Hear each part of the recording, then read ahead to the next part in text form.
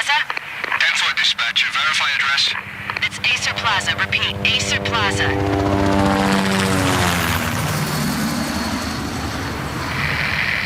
Shots fired on the rooftop. An assault in progress at Acer Plaza. Repeat, an assault in progress.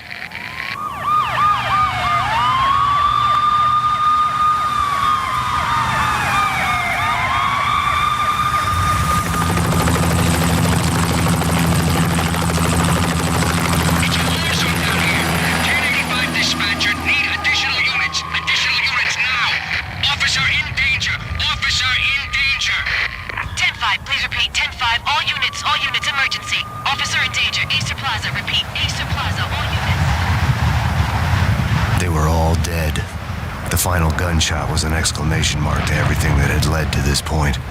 I released my finger from the trigger, and then it was over. To make any kind of sense of it, I need to go back 3 years. Back to the night the Payne started.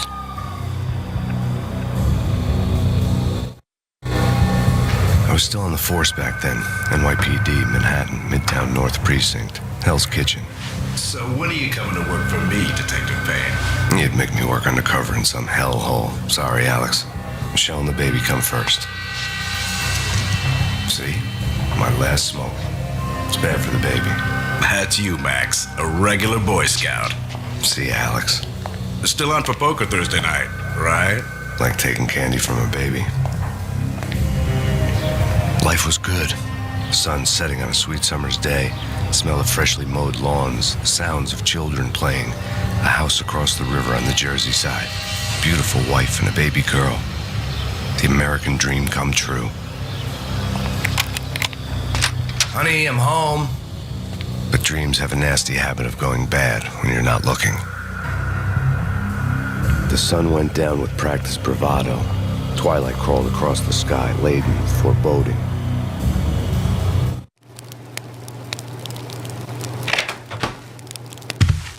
Michelle, honey, anybody home? I didn't like the way the show started. They'd given me the best seat in the house, front row center. What the hell? Something ugly had been tattooed on the wall, a map of things to come. It was a poison syringe, a magic tag full of diabolical meanings.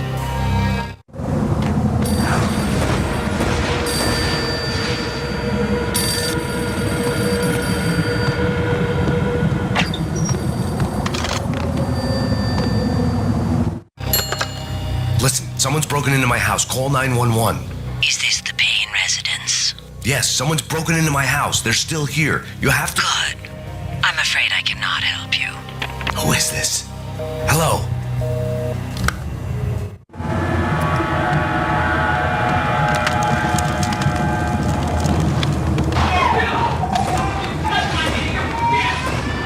Michelle!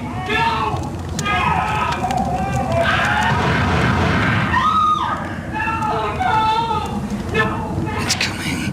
Freeze! Dead! NYPD, drop it! Coming!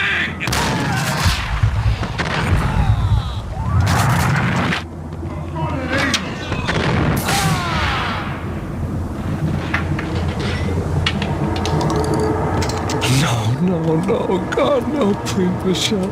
Oh, baby.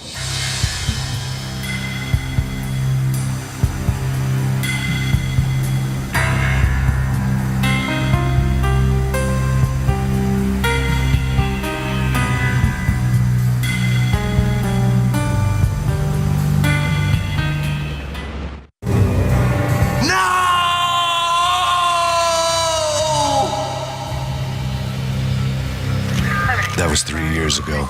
Everything ripped apart in a New York minute. The killer junkies had been high on a previously unknown designer drug, Valkyr, V. After the funeral, I told Alex I'd be transferring to the DEA. It took us 3 long years to get a break in the Valkyr case. Then, finally, 2 months ago, a dime dropper tipped us off that Jack Lupino, a mob boss in the Punchinello crime family, was trafficking. I went undercover, infiltrated the worst mafia family in New York. I came in from the cold and the dark. Outside the city was a cruel monster. I've been slowly working my way from the small time to the big fish, trying to get to the source of the drug. Alex and BB were my only contacts in the DEA, the only ones in this decrepit city who knew I was down here. BB here. Something urgent has come up with Jack Lupino. You need to meet with Alex immediately at the Roscoe Street station. I hadn't had a face-to-face with Alex since I'd gone undercover. Outside, the mercury was falling fast. It was colder than the devil's heart, raining ice pitchforks as if the heavens were ready to fall. Everyone was running for shelter like there was no tomorrow. It didn't get any better when I got to the subway. The feeling hit me like a point-blank shot straight in the face. Something was not right about this. My Beretta stirred nervously under my coat, but the train doors had already shut behind me, and I was in for the ride. Next stop, Roscoe Street Station, and Alex.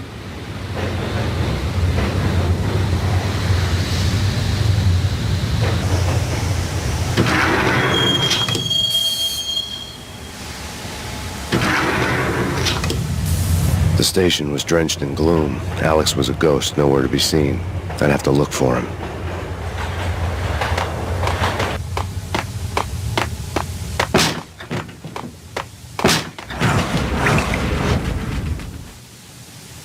Death was in the air at Roscoe Street.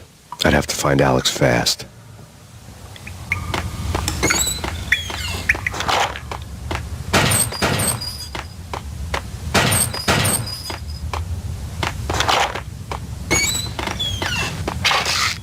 Pills would hold the pain back for a while. Jake's supposed to take care of this?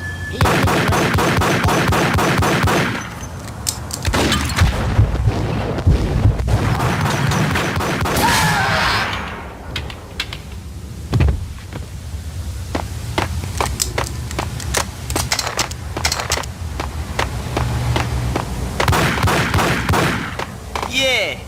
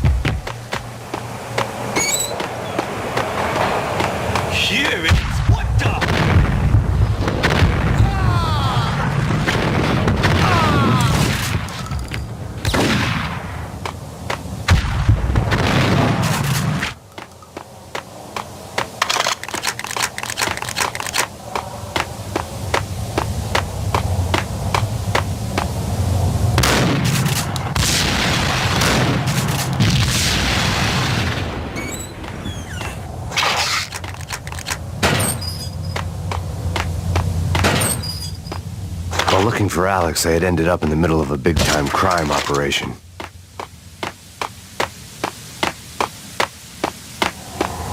Hitting Roscoe Bank ain't exactly keeping low profile. What the?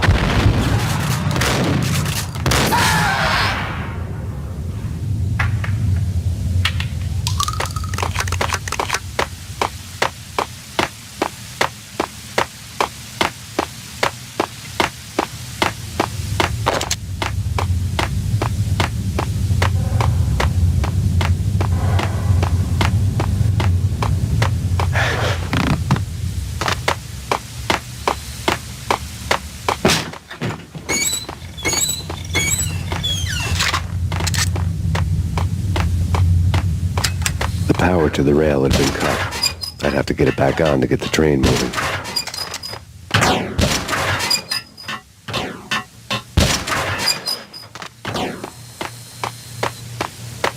Kiss it goodbye, cowboy.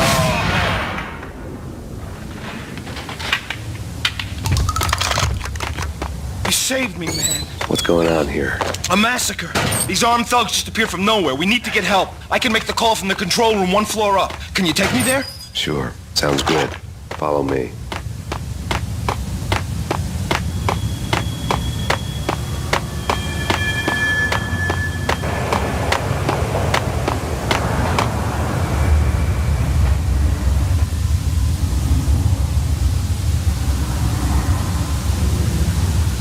Home free. This way.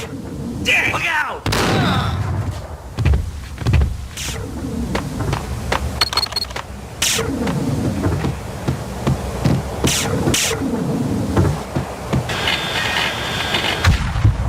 Gun him down!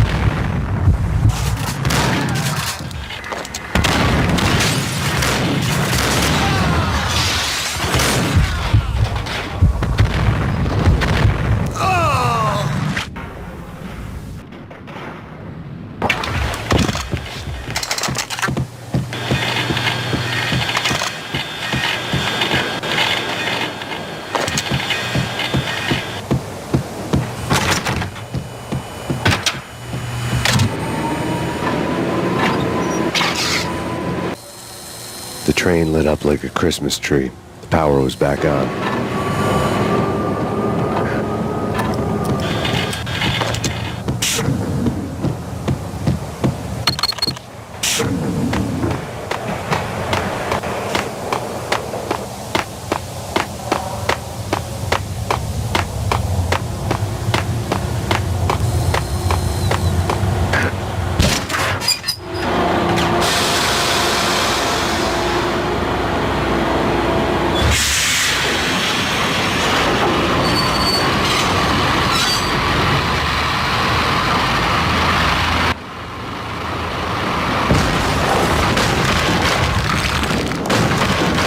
So much for being subtle.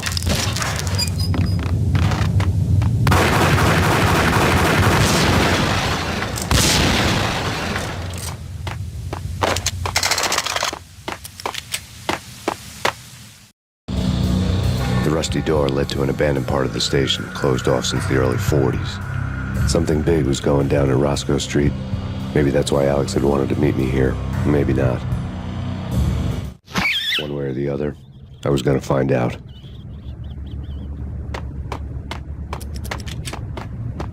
True? What the hell?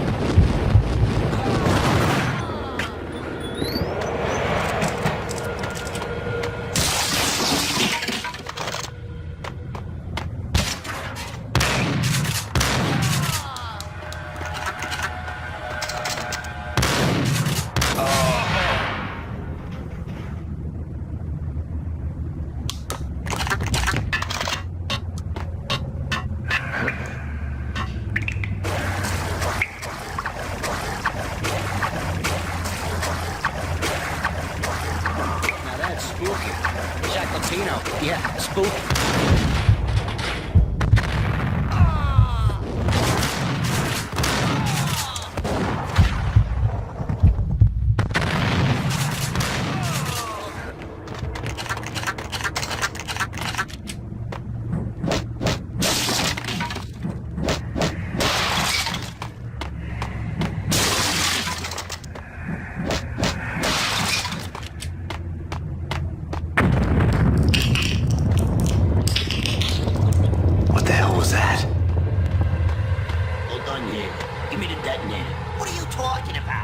Detonator. I thought you'd bring it. You were supposed to bring it.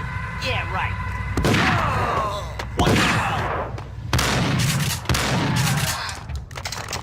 The door had been welded shut ages ago and the bomb was missing a detonator.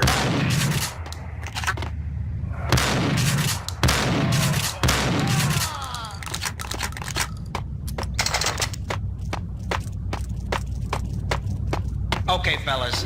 The police are on their way. New York's finest.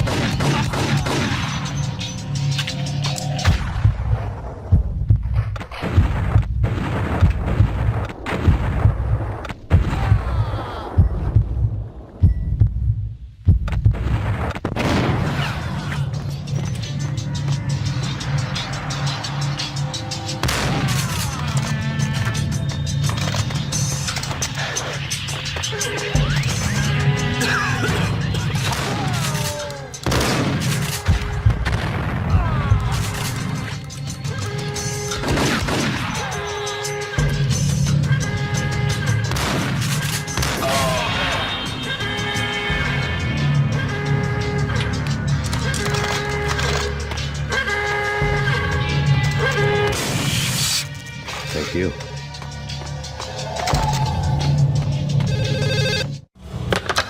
come to you now live from the crime scene. Who is this? Right back at you. This is Deputy Chief Jim Bravura from the NYPD. You are to cease your criminal activities and surrender immediately. Sure thing, Jim. Me and the boys have been talking and everyone's real sorry. They'll never do it again. Who the hell is this? Being placed at the scene of a bank robbery wouldn't have tipped the odds in my favor.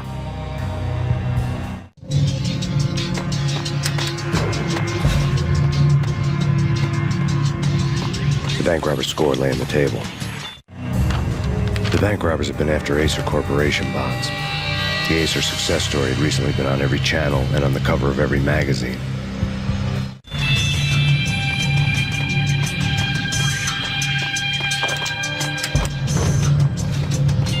The bank robbers had left their tools on the table. Judging by the detonators, the crooks had bought enough explosives to send Lady Liberty into orbit.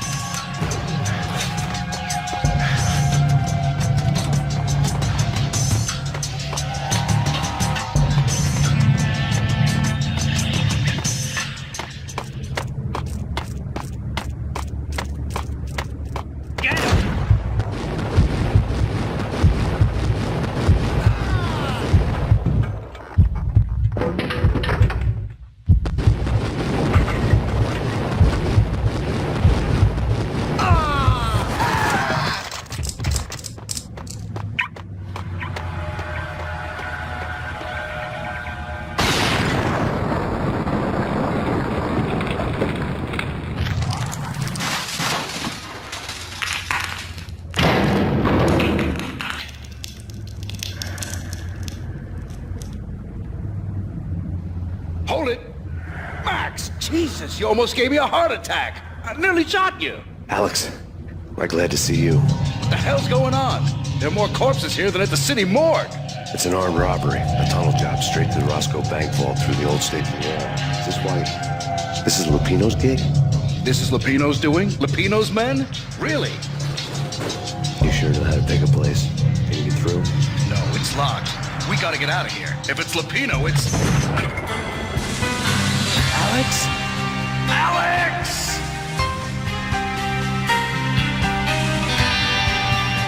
There was nothing I could do. He was dead. I could tell by the empty, accusing stare of his eyes.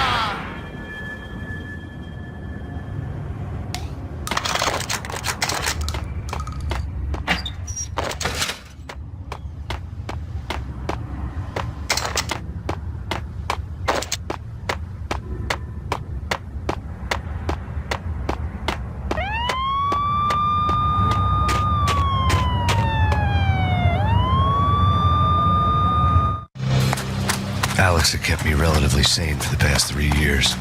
Now I didn't know how I felt. Somehow he had stumbled upon something big and ended up stepping on Jack Lupino's toes. Lupino ran his racket of sex, drugs, and contract killings from a sleazy hotel in a slum block of tenements. The NYPD was closing in. I could hear the sirens. Their wail was a crescendo. Lupino thought he could get us by taking Alex out and leaving me to take the fall for it. All he had gotten was my attention. I went for the hotel first. It was a sad old thing with flickering lamps and faded colors, cheap mobster punks and tired-eyed prostitutes. I walked straight in, playing It Bogart, like I'd done 100 times before. The place was run by a couple of murdering mobsters with shark smiles. The Finito brothers. Ladies and gentlemen, it's the pain in the butt. Pain to the max. You're killing me. Did you make that up yourselves, or you get some wino downstairs to come up with it? Don't answer that. A rhetorical question. I got something for the boss. Lupino around? That kind of depends on who's asking. A friend or a junk squad plant. Don't answer. It's one of them, how do you put it, rhetorical questions. Lupino ain't here, but he said bye. Lupino wasn't in his cheap hotel. Instead, I ran into the Finito brothers. My cover had been blown. The door slammed shut behind me. And then I was dodging bullets like raindrops. Pain in the butt. Ha ha! Pain to the max. Junk squad pig. Got a ticket to Carmel City for you. Eat first and lying down. Swing it out.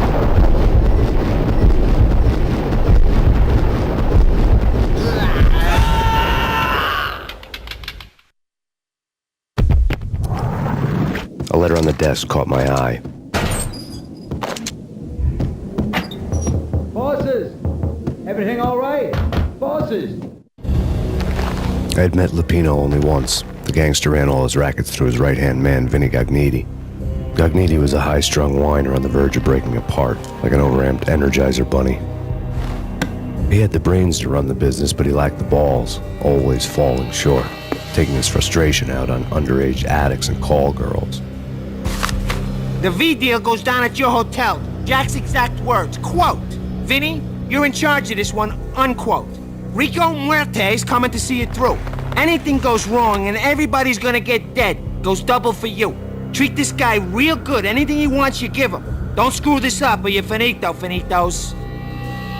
A V deal meant added security, locked doors, and lots of nervous thugs with itchy trigger fingers. I'd seen nothing coming in, but that didn't mean it hadn't been there.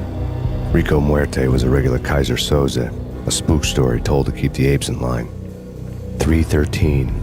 The Finitos had scribbled Muerte's room number on the note's margin. Joey, Vigilio, you right in there? They're not answering. Call the others. Tell them to come quick. Okay, but we can't wait for them. We gotta go in now. Bosses, we're coming in.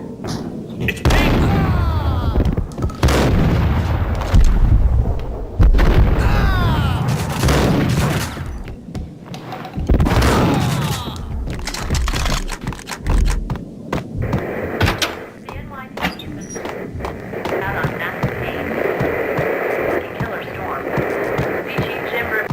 In his press conference today, the mayor stated that Valkyr represents a clear danger to New York and called for drastic actions to eliminate the problem. On today's top story, the Valkyr crisis worsens with the murder of DEA Special Agent Alex Balder. Special Agent Balder had been shot repeatedly from a point-blank range. The gunman has been identified as Max Payne. The noose is sure to tighten around this fugitive criminal as more NYPD units join the search to apprehend him. I had just gotten my 15 minutes of fame.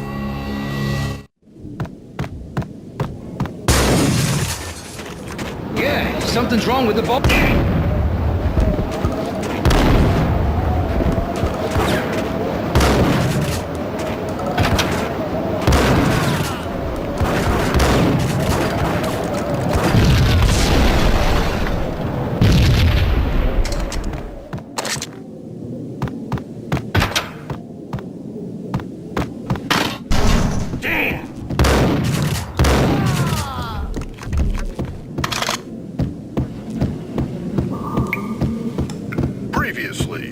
Lords and ladies. Lady Amelia. Okay.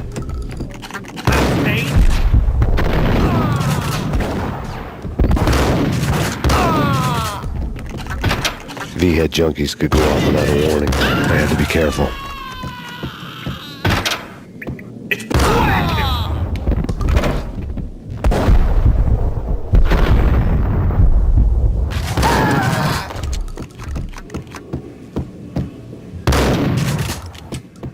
Piece of crap! There!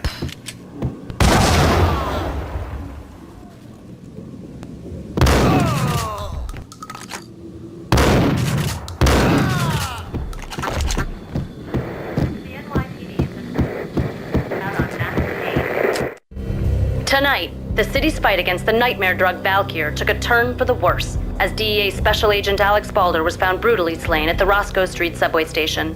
A suspect was seen leaving the site only moments after the shots had been fired, and the NYPD is currently in pursuit of Max Payne, a repeated felon believed to be armed and extremely dangerous. And now the weather.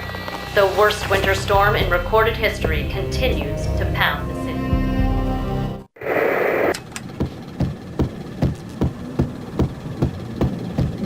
I think I died. I think I'm dead.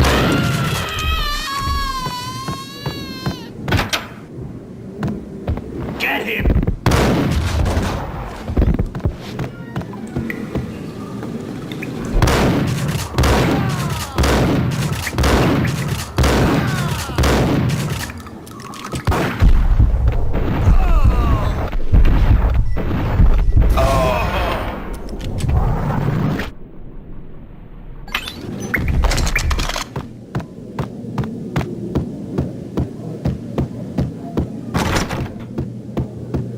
I'd found Muerte's room. Muerte had received a letter.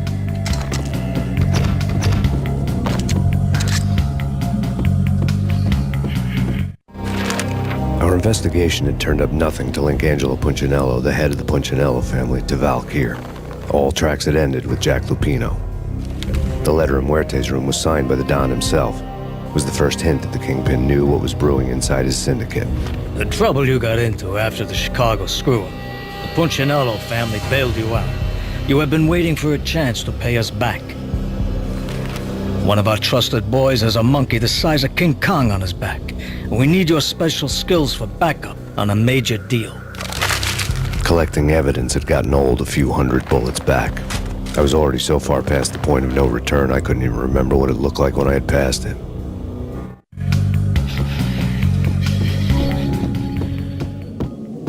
I think I died.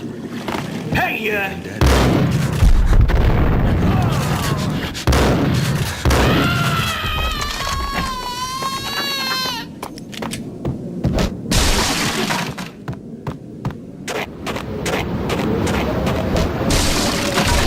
I didn't want to know what had happened here. It was not a pretty sight.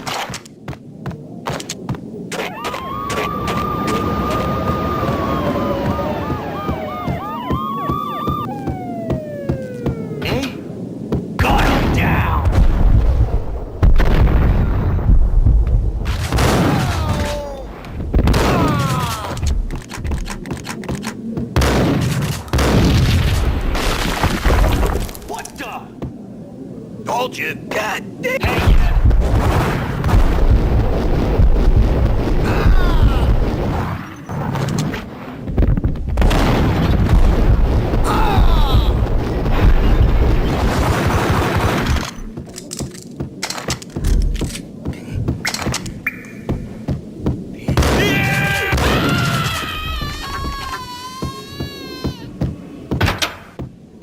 The hooker had left her diary on the table.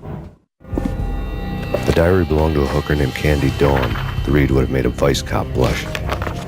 Had talks with the mystery hag over the phone again. Sent her the latest One-Eyed Alfred tape. As long as the hag keeps paying for the tapes, the old man could come every day for all I care. She had a nice sideline, making secret X-rated flicks of her clients and selling them to the highest bidder. It would get her killed if her V-fix for the day didn't do it first.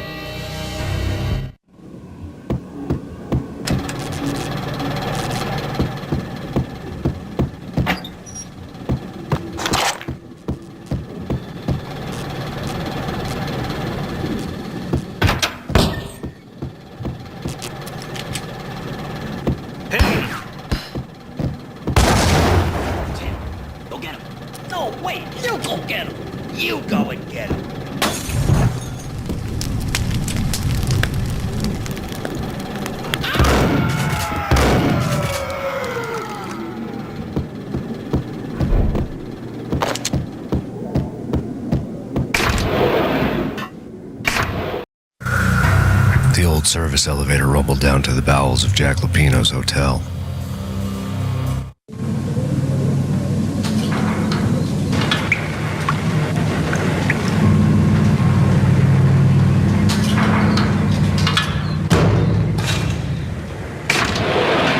It was freaking crazy. The cops were doing a there.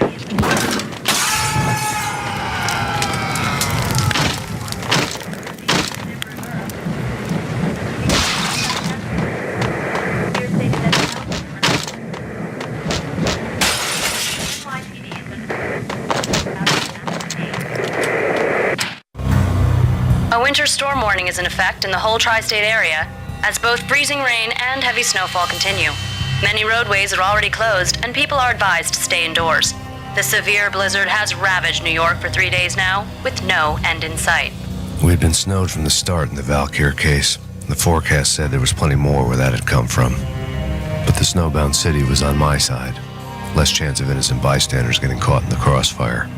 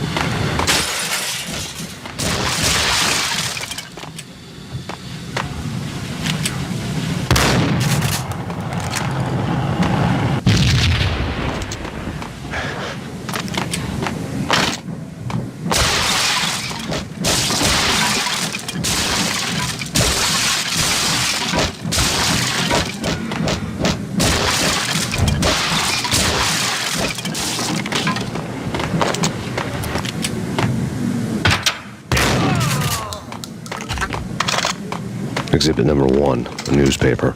A dead man tied to a chair lay on the boiler room floor. Captain Baseball Bat Boy has an unbeatable track record in superhero death matches. But a 6-pack of root beer gets me every time. The murder weapon was a baseball bat, now lying in a pool of drying blood next to a newspaper folded open on a Captain Baseball Bat Boy comic strip.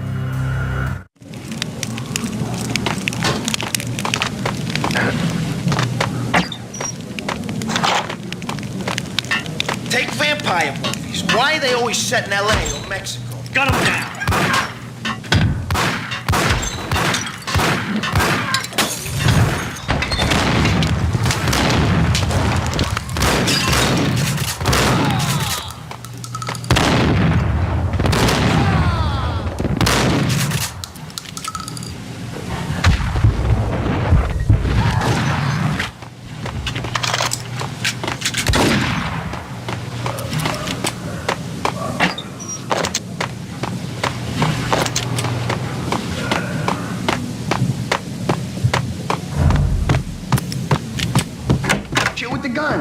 Trust me, you don't want to piss. Whack the sucker!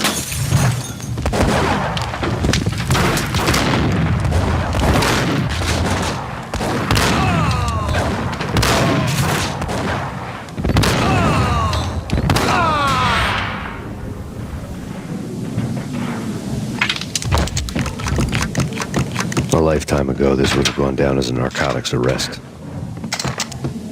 There was a key on the table.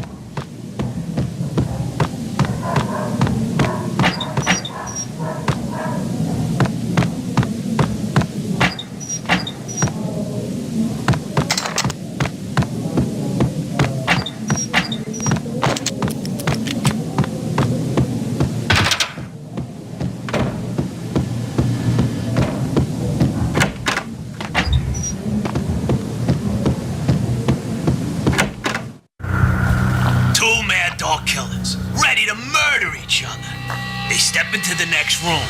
And I'm thinking, now they're gonna do it. But no. They sit down in front of a TV and solve their differences with a kung fu fighting video game. I tell you, Candy, I was so depressed, I strangled them both with the video game cables. Oh, Rico, you're so bad. I am, ain't I?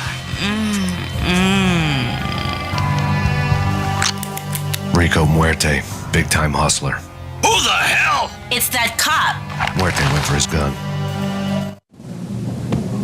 Do something.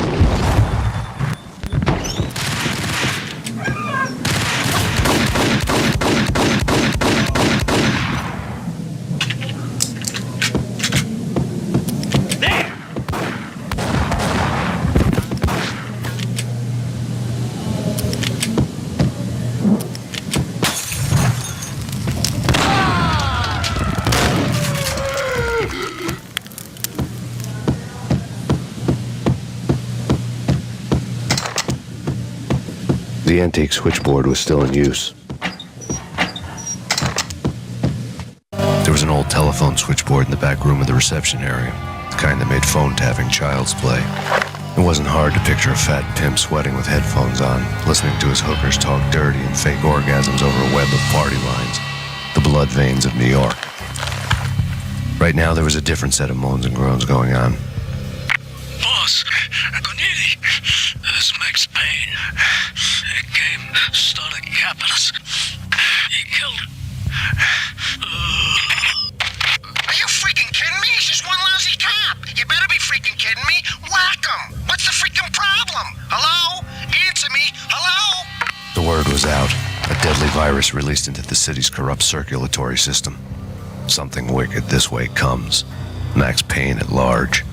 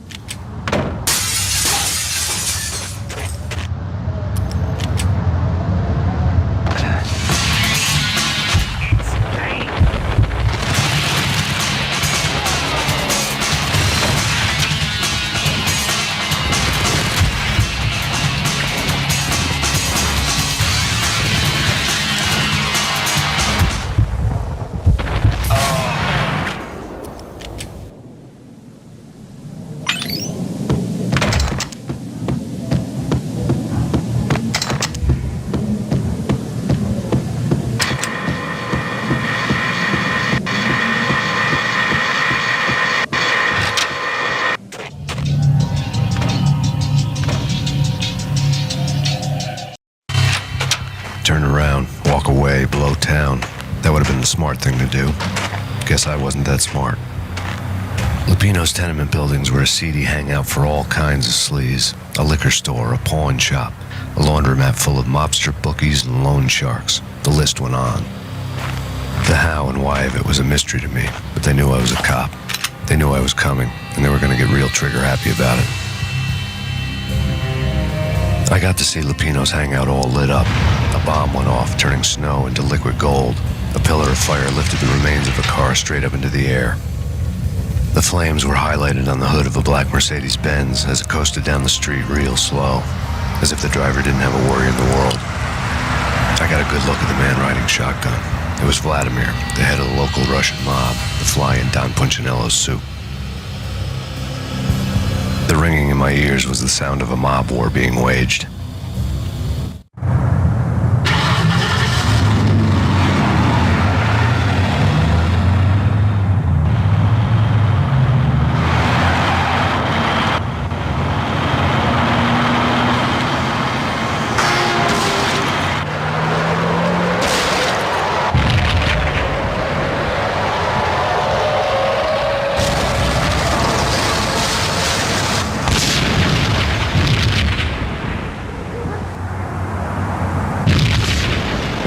exploded inside the closest slum building.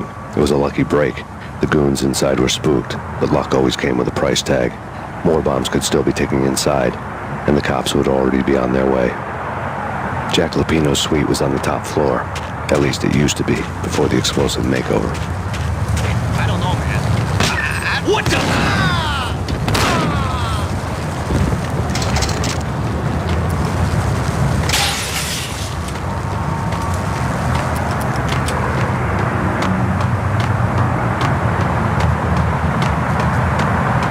The headlines were a depressing read.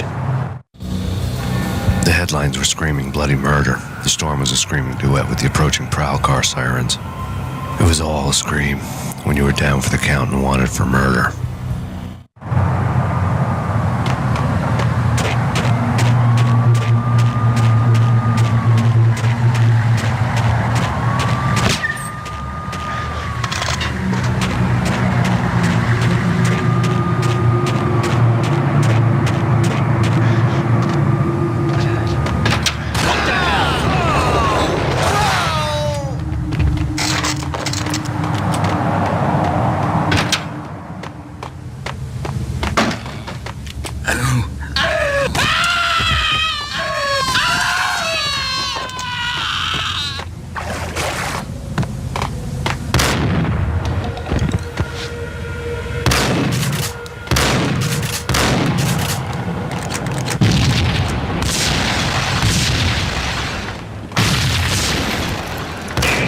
The whole building was rigged with explosives.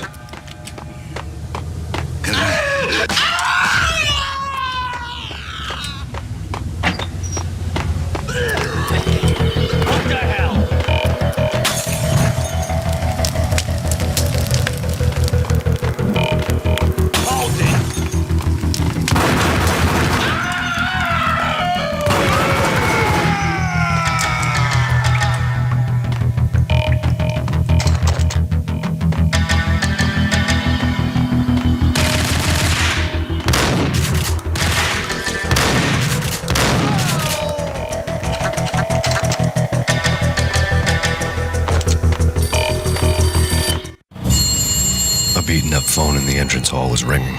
It could have been just a junkie in need of a fix, but it turned out to be something more sinister than that. Am I speaking to Mr. Payne? Who wants to know? My name is Alfred Wooden. You must hurry. The police are on their way. Tell me something I don't know. They know you're there. How? And what's it to you? I will contact you again. The cops arrived, sirens singing in the off-key harmony of a manic-depressive choir. I had a few minutes while the SWAT team would go through their usual routine. By the time they busted in, I needed to be long gone. Max Payne, this is Deputy Chief Jim Bravura from the NYPD. Drop your weapons and come out with your hands above your head.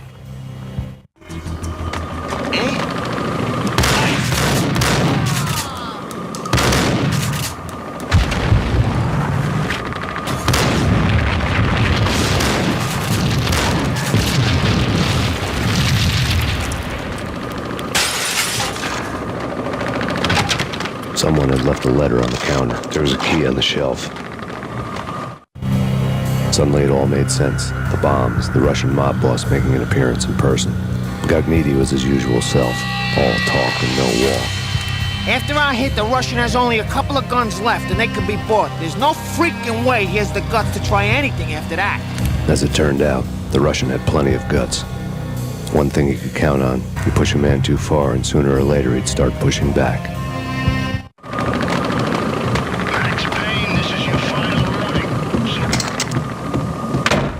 Hold it!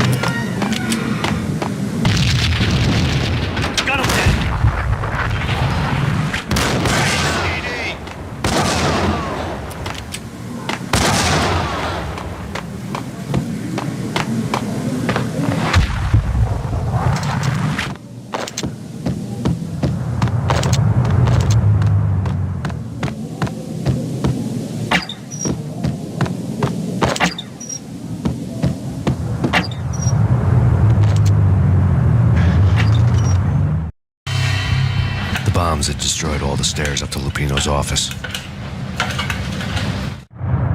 The alternate route led there by way of adjoining rooftops.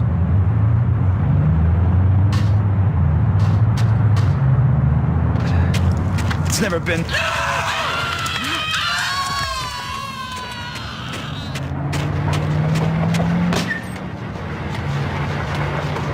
To get to the roof, I'd need to get to the elevator through the locked door up ahead.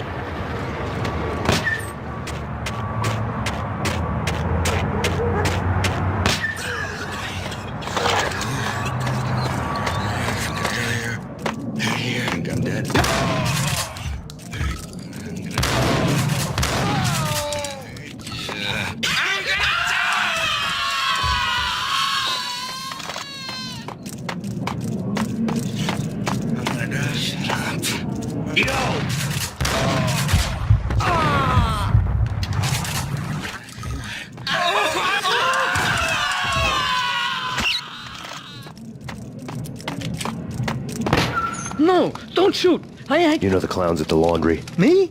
No. You're no good to me then. What? No, the laundry, yeah. I know him, yeah. Get me in there. Okay.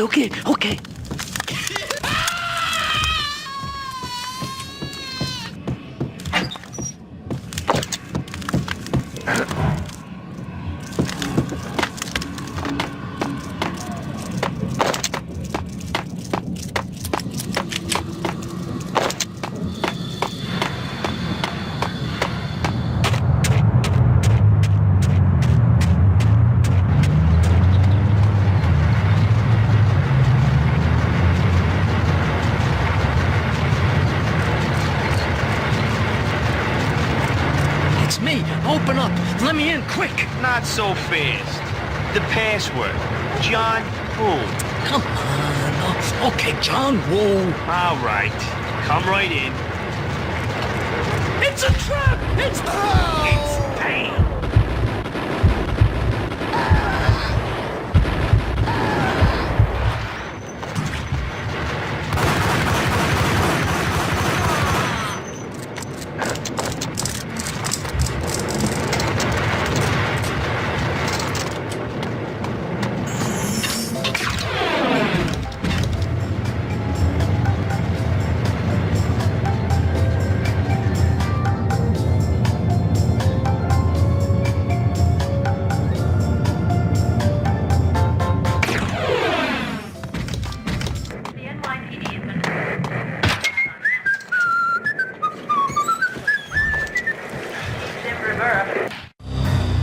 New York City is in crisis tonight, with reports of Valkyr-related gang war in the streets of the Bronx. Apparently, Max Payne, wanted for questioning in connection with the slaying of a DEA special agent earlier tonight, is waging a one-man war against his former partners in crime. Among the list of casualties so far are notorious mafia members Joey and Virgilio Finito, as well as Rico Muerte, himself a fugitive from the law, and a suspect for several murders in the Chicago area. The NYPD has been placed on full alert. A citywide APB has been put out on Max Payne. Deputy Chief Jim Bravura has promised to take whatever steps necessary to bring him to justice. What those steps may be remains to be seen. For NYCNN TV News, this is Kira Silver. Yo!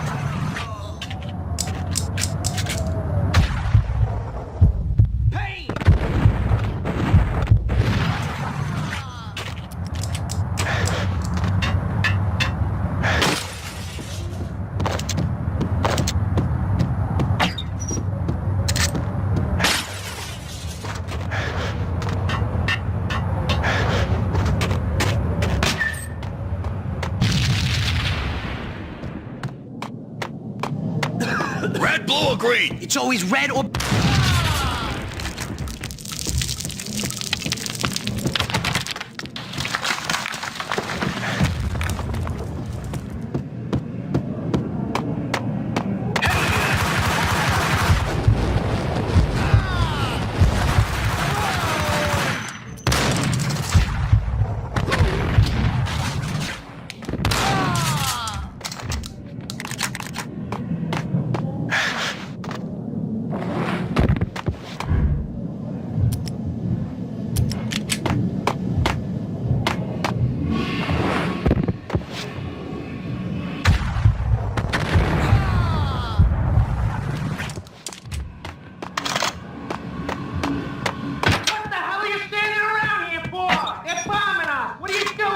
You're doing nothing! What are you doing? This is war! Freaking war! Vinny Gognitti, just the man I've been killing to see. Payne? Freaking fed! I knew from day one there was something screwy about you. What do you think you're doing? You're a freaking cop. You ain't got squad on us. You can't just come in here waving your piece like it meant something. Yeah! Oh my God! Oh God, you shot me! Ah! You're dead, Payne! And what the hell are you waiting for, you apes? Kill him! Kill him! With pleasure, boss. Gognitti bailed. I made like Chow Yun Fat.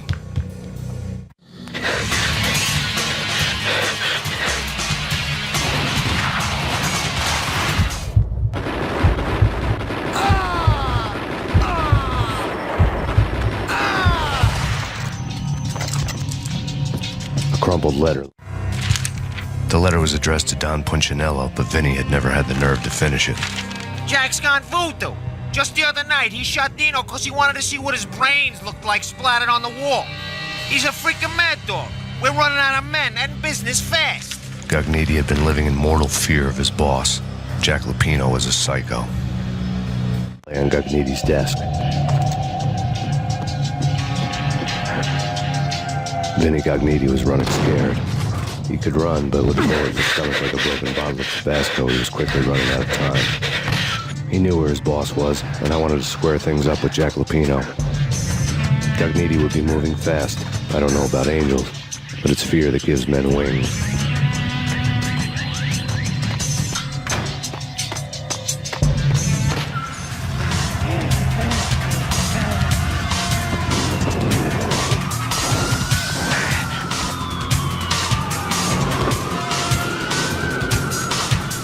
Gognitti hitched a ride. To catch him, I'd have to follow his lead.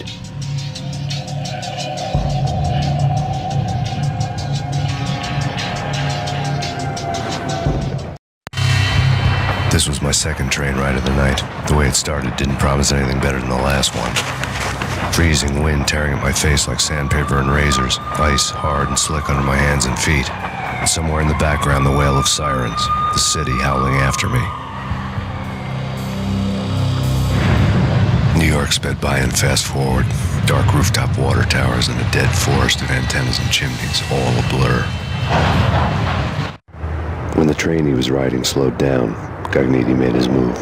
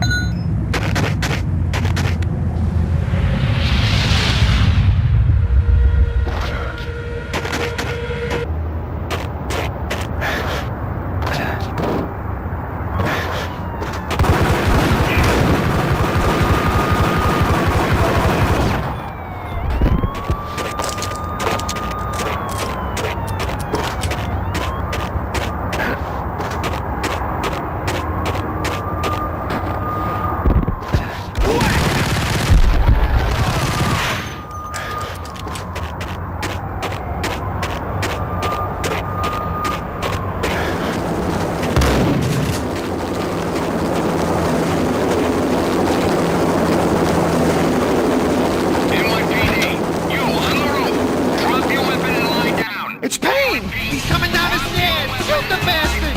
Okay, boss, you got it. No problem. All right.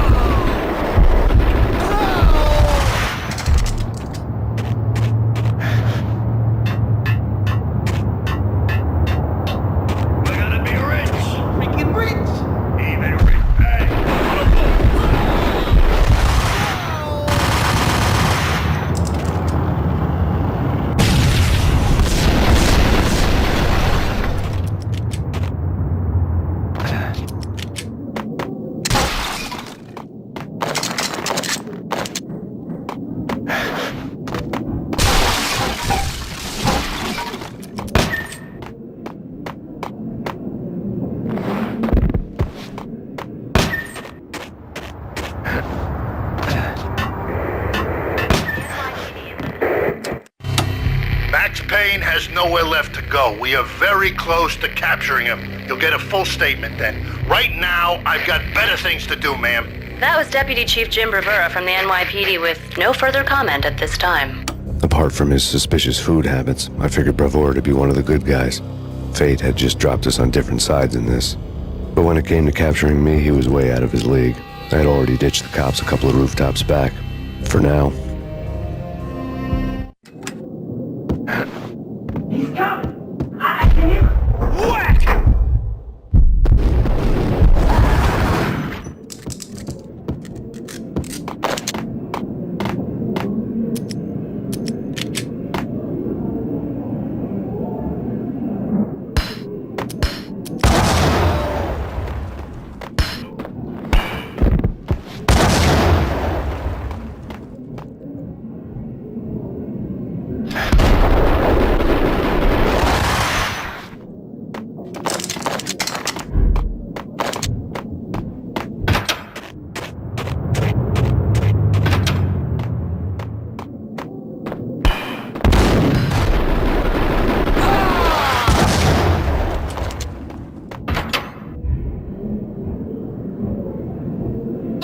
God damn it! Payne! I'll kill you, you lousy freaking cop!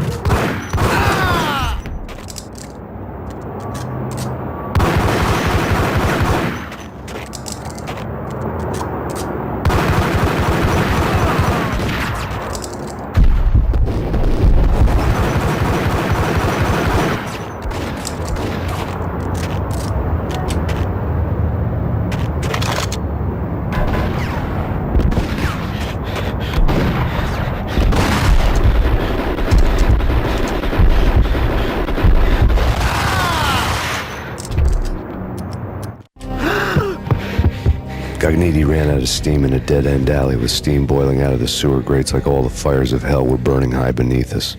It was shakedown time.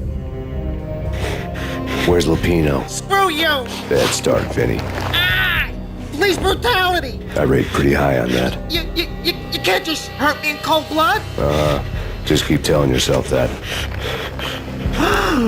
Listen good, Candyman. I'm not gonna be anybody's fall guy. I want to know where your boss is hiding.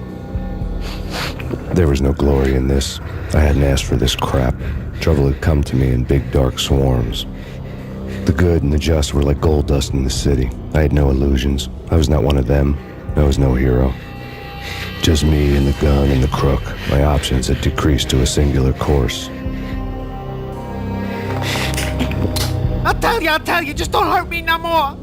Lupino's at Ragna Rock, the nightclub. Book me, take me in the home into the freaking jail, just don't hurt me. Your rights will be ready at your funeral. Ragna Rock was Lupino's private nightclub, a den of drugs built into an old theater. I knew what waited inside. V-head junkies ready to explode in random acts of senseless violence. And Lupino's goon squad, the worst stone-cold killers this side of hell. Ragna Rock was as inviting as a headache, flickering and flashing to a machine gun beat.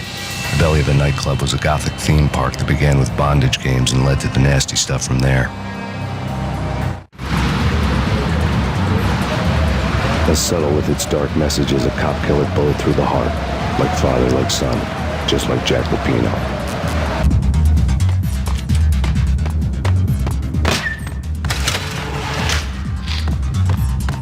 Whack the sucker!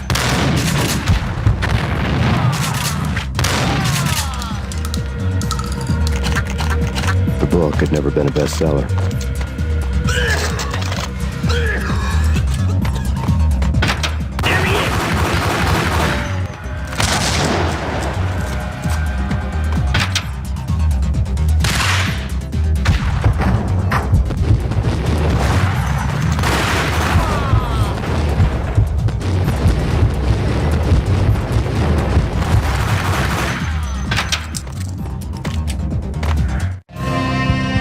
Given the setting, I was surprised to find that somebody had been passing time reading. The paperback was entitled The Age of Murder and Storm. The blurb on the back mentioned Norse mythos and Ragna Rock, the end of a Viking world with a terrible winter that covered the earth in ice, when vile crimes were rampant and all humanity lost. I could see how somebody impressionable might get it into their head that we were at the end of time. I was also beginning to see what the nightclub and its owner were all about.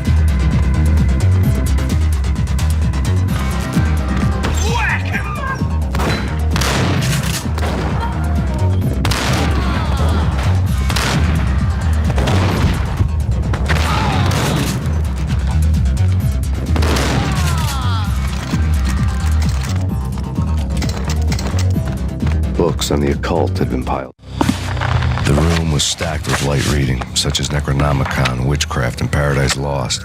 Old exotic titles like Malleus Maleficarum and De Umbrarum Reini Novum Portus. Books with pentagrams on their covers, all dealing with the occult and the infernal, lying between stacks of horror videos and a couple of Ouija boards. The only thing I could take seriously was the thought of Lupino taking it seriously. He had been spending a lot of time getting intimate with the guy downstairs. On the table.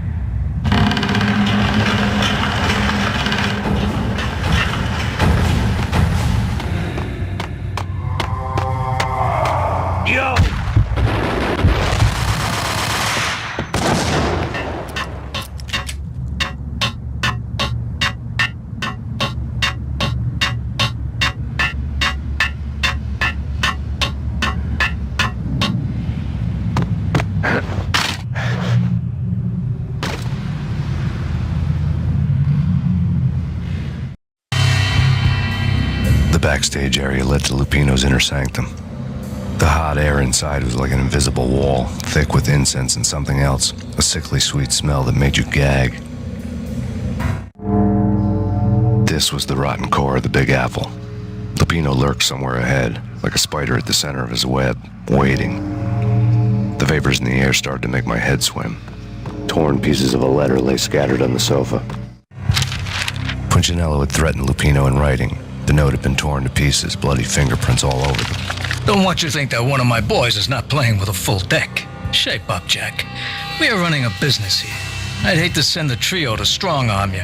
The trio were the Don's notorious henchmen. It was obvious that Lupino hadn't been intimidated by the threat. Lupino's notes covered the table. Jack Lupino was crazy, all right. The table was scattered with notes of demented arcane nonsense written in rusty blood, a mishmash list of demons, devils, and dark gods evoked. Beelzebub, Asmodeus, Baphomet, Lucifer, Loki, Cthulhu, Lilith, Hela, blood given to you all. He was after that old Faustian deal, your soul for power and fortune. Just sign on the dotted line with your blood. Lupino's notebook lay on the pedestal. Jack Lupino was crazy, all right. Mythic wolves, let loose to devour the sun and the moon. Lupino is the wolf. I'm Mr. Beast, the big bad Fenris wolf. I'm the end of the world man, wearing the flesh of fallen angels. After Y2K, the end of the world had become a cliche. But who was I to talk? A brooding underdog avenger alone against an empire of evil, out to right a grave injustice. Everything was subjective. There were only personal apocalypses. Nothing is a cliche when it's happening to you. The flesh of fallen angels! Come to me all! Astaroth, Beelzebub, Asmodeus, Baphomet, Lucifer, Loki, Satan, Cthulhu, Lilith, Hela! Blood to you all! Secret, living under the skin of reality. I've seen it. The corruption of flesh. Oh! I'm the wolf, yeah! I am the wolf! It's close. It's coming. You have come. A witness to the end of time. It's now! I will rise to her side! I don't need the words! I'm beyond the words!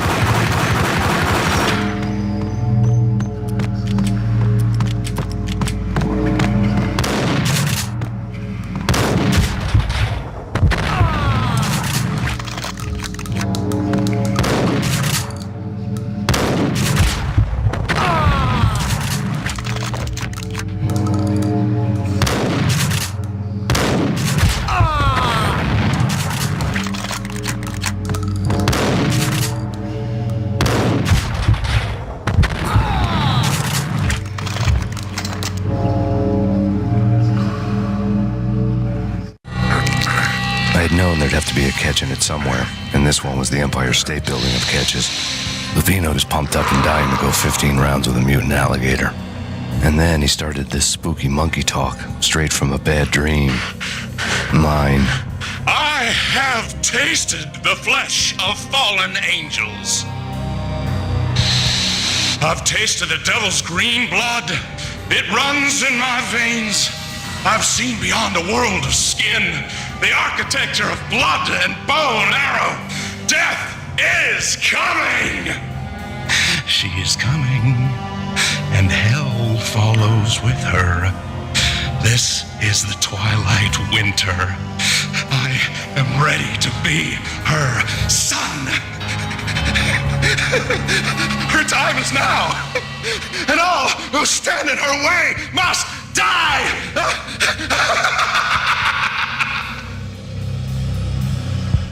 Die! You'll die! You'll die! Now! All die!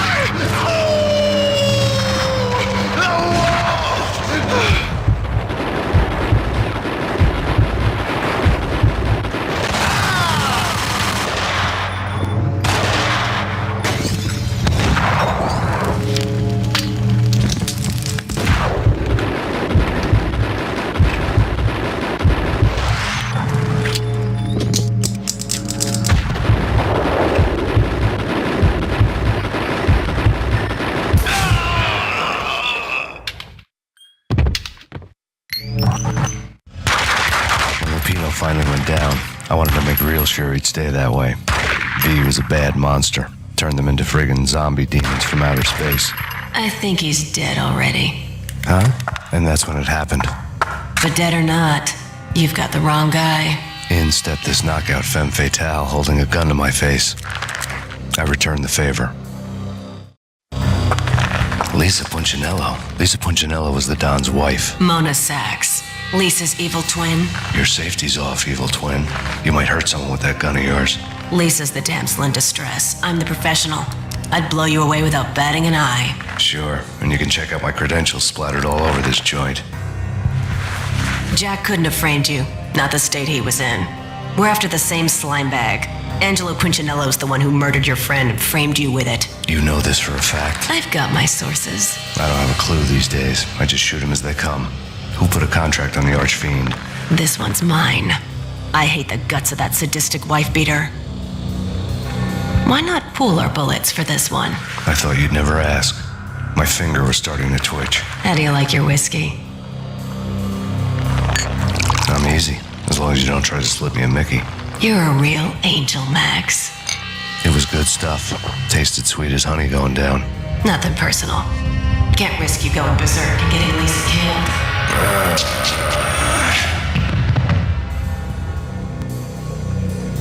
The nightmare was always the same. Violent shapes moving in darkness, old and ugly. The killer's mad laughter was a riddle filled with wicked innuendo.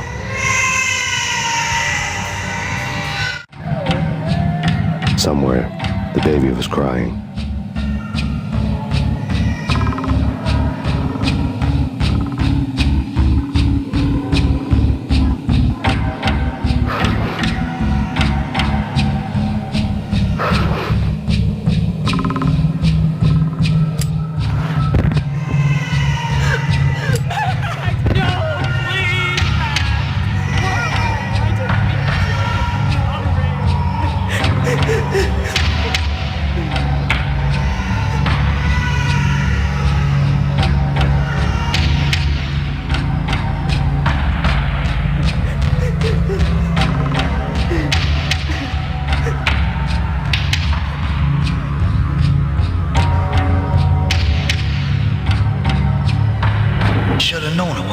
You're snoring next to Lupino's corpse.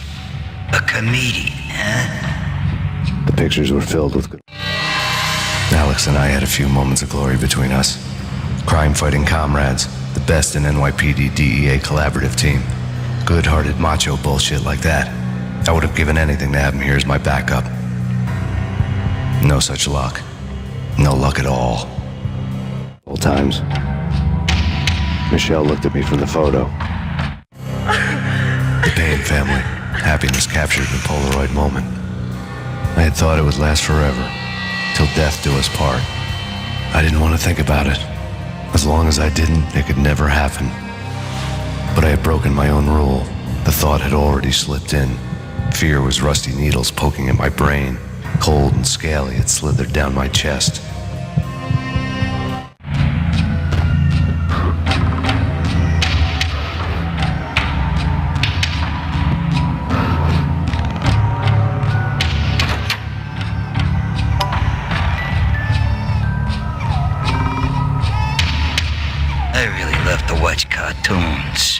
Captain Baseball Bat Boy is my favorite.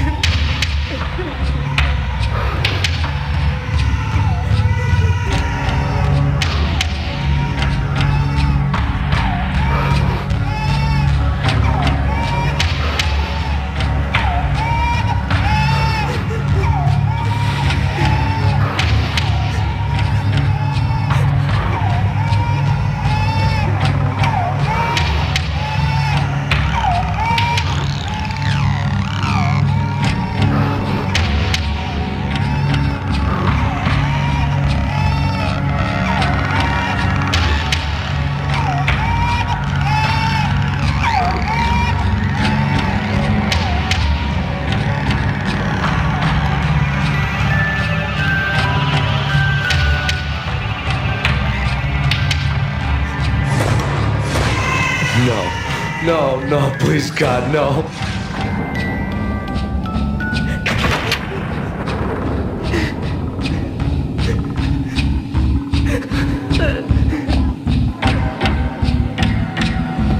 You can slice them, dice them, shoot them full of holes, blow them to bits, vaporize them, disintegrate them. No matter what you do, they'll still be back good as new. Michelle's diary. Michelle was working part-time in the district attorney's office. Her diary was open on today's entry, her handwriting all pretty curves. An army dossier found its way to my desk yesterday. Valhalla? Isn't that a Norse myth? Something about Vikings? I tried to tell Max about it, but he was busy, that cute frown on his brow. Guess it's nothing, just a mix-up at the courier service. From now on, I would always find time for her. It was a hollow promise. Too little, too late. And the table. Max, no, please, Max. Why? I didn't mean to. I'm sorry.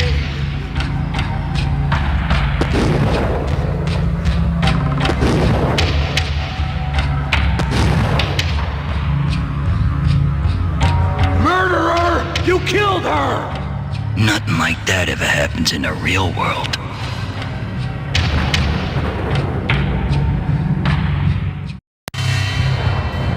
I woke up in a bad dream. My head felt 2 sizes too small for my brain. Max Payne.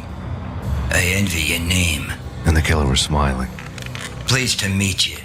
I'm Frankie the Bat Niagara. Niagara, as in you cry a lot? He had a baseball bat and I was tied to a chair. Pissing him off was the smart thing to do.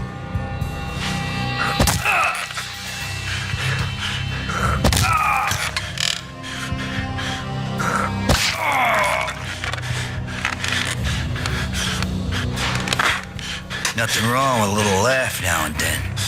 Take me, for example. I love to watch cartoons. Cartoon violence is a fascinating thing. Let's take a break. I need to take a leak and maybe grab a cold one at the bar. Don't worry. I'll be back to finish this off. And then, it's checkout time.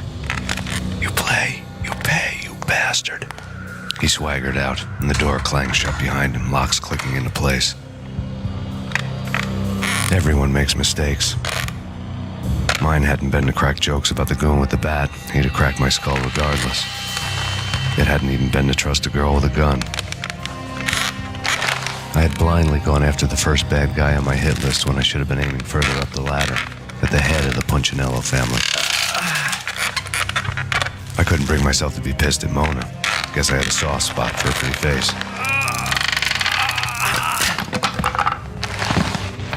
But when somebody decides to play baseball with your head, you tend to get sore. They had dragged me back to the basement of Lupino's hotel. I was beaten, bruised, and blue. I felt like the chair I had broken to get free.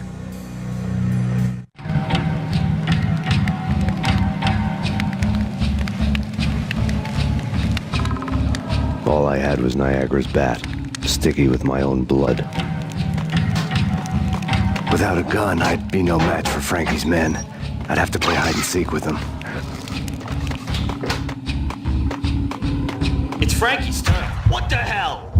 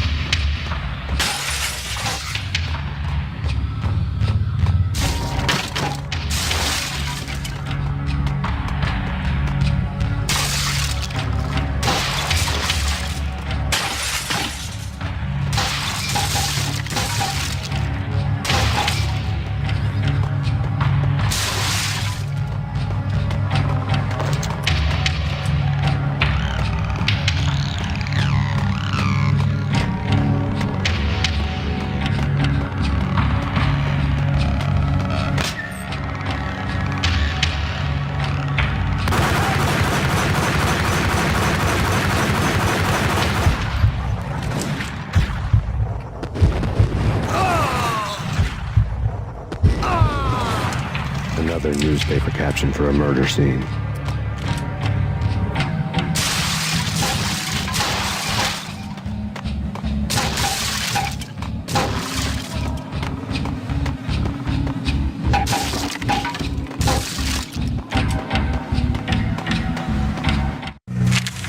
Frankie had left his calling card, a Captain Baseball bat boy strip, next to a sewer passage filled with bodies. You'd better not mess with Captain Baseball Bat Boy.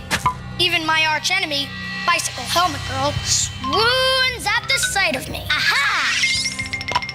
There were enough corpses to put a mass murderer to shame.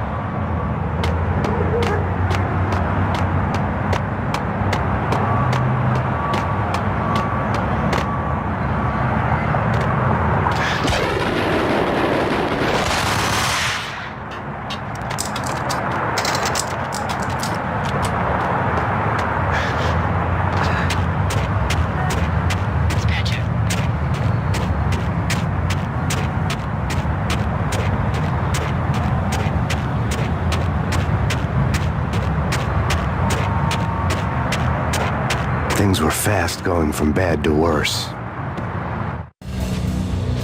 The men in blue had come and gone. They had decorated the place with chalk outlines and tied it together with yellow tape. The cops who had stayed behind were dead. Frankie, his boys, and I had the place all for ourselves.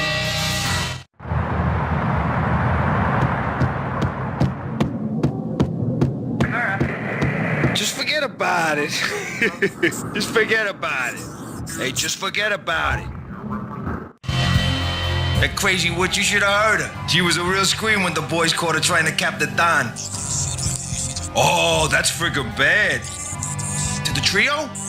That's even worse than what Frankie's doing to that poor bastard downstairs. She's gonna take a long time to die. The mobster muscle on the phone was talking about Mona. Punchinello's trio were nothing but bad news. There he is!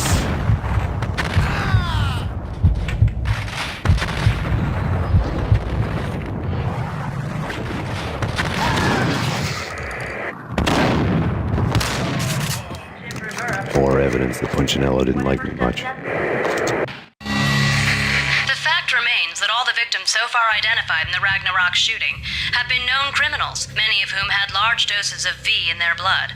Reliable sources say that Max Payne was also among those killed, although no body has been recovered at this time. Reliable sources. That meant somebody thought the Mafia had me, didn't want the cops snooping around anymore. The body would be delivered to them barely recognizable. Case closed. Don Punchinello had the power to be that reliable source, which was no news. But his news was old news. Framing me hadn't been enough. Don Punchinello had put a hit on me. He wanted me dead, and it had been important enough for him to give written instructions to Frankie about it. Max Payne should die like a dog for the trouble he's caused. Frankie, I know I can trust you to give this matter the dedication it needs.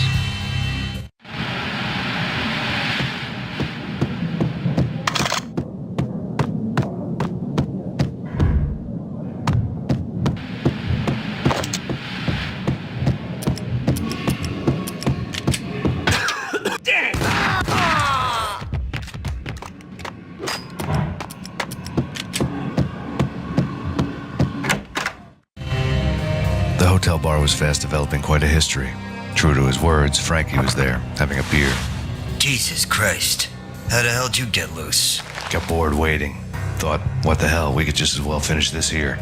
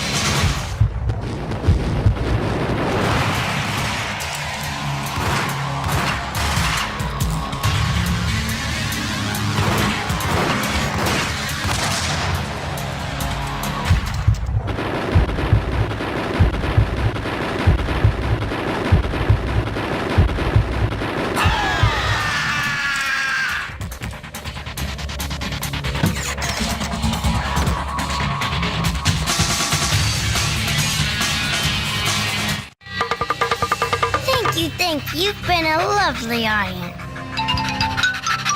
Had enough? I don't play with girls anyway. Unfair! I spotted the tail as soon as I left the hotel. A big black Mercedes. I'd seen the car before. That time it had heralded impressive explosions. Vladimir was back. Bang. You're dead, Max Payne. I might have laughed if I remembered how. What's this supposed to be? Cops and robbers? Look, you want something with me? Get in line. Peace, man. Relax. You know you are a real news item. Armed and dangerous. I am going to make you an offer you can't refuse. I've always wanted to say that. It's a bum rap. I've been framed. That's a moot point. Whatever you did or did not do, I'm sure you had good reason for doing it. Want to hear me out? I'm listening. Punchinello messing with V is bad for business all around. But that's not all. There is this guy, Boris Dime, used to pull jobs for me. He's the captain of the cargo ship Charon. Now the bastard turncoat has gone over to the other side, Punchinello's. The ship's loaded with high-res hardware, guns, my business. If Punchinello gets hold of that cargo, he's won and I have lost. And you'll have your work cut out for you. If you want to get to Punchinello, you'll need heavy-duty persuaders. I am just the man to get them for you. Change the ship back under my flag, maybe pop 2 in the traitor Dime's head while you're at it. You'll get enough guns to start the apocalypse. You in or out? Let's get this show on the road. Vladimir was one of those old-time bad guys with honor and morals, which made him almost one of the good guys. None of us was a saint. The Brooklyn riverfront was a maze of rusty containers, sharp-boned cranes looming up from the snowstorm. On a night like this, you couldn't help but think of the dark army of dead men sleeping with the fishes, cement shoes in line. No Minotaur lurked in this labyrinth, but somewhere out there, on the clanking deck of his cargo freighter, the skipper of the Chiron was waiting, like the sails into the river Styx.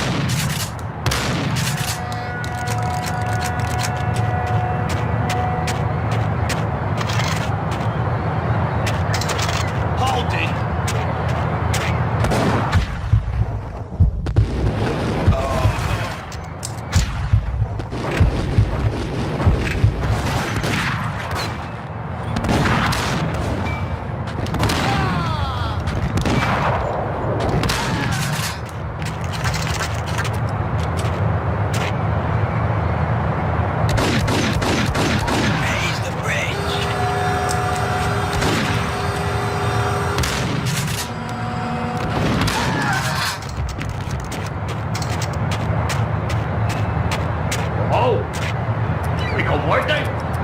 This way. In here. Payne! I doubted the letter was a receipt. Rico Muerte had come to town to do more than just sort out family troubles. Exhibits number 1, 2, and 3. A briefcase of money, a sniper rifle, and an envelope with one word neatly printed on a folded piece of expensive paper. Mayor. It didn't sound like a mafia contract at all. It was too cold and too to the point.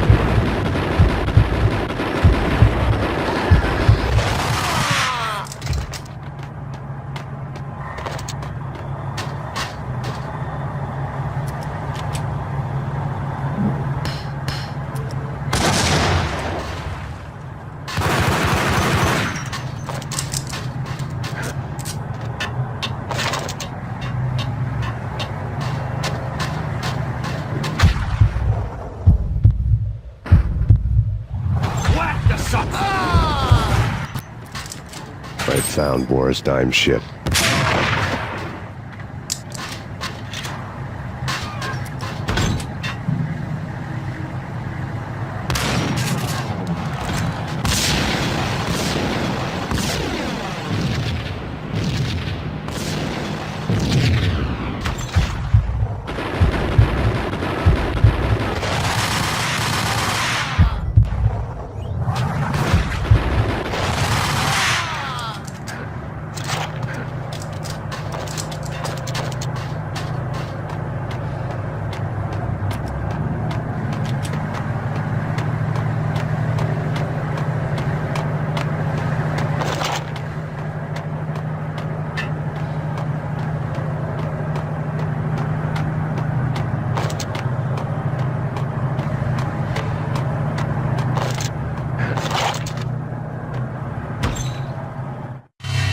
Rust had crept over the sides of the cargo steamer a long time ago. Boris Dime would be on board. I'd have to smoke half of his crew to even get near the gangplank. Guns were probably being kept in the hold, buried amidst the rats and oily water.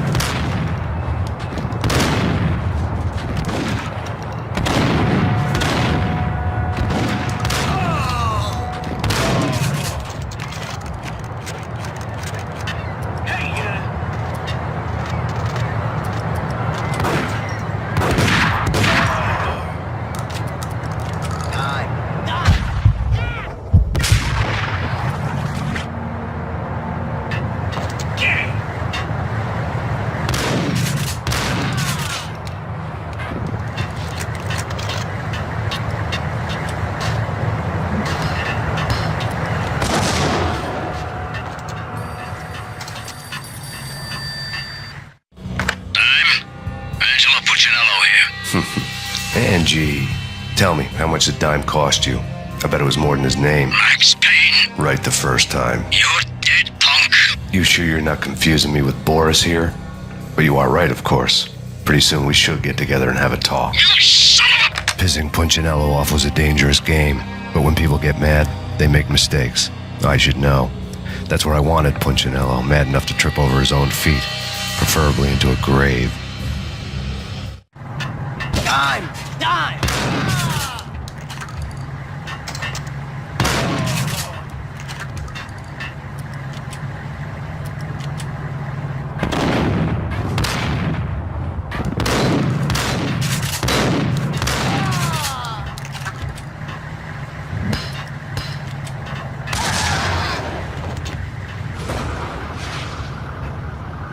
Tell the devil that Dime sent you.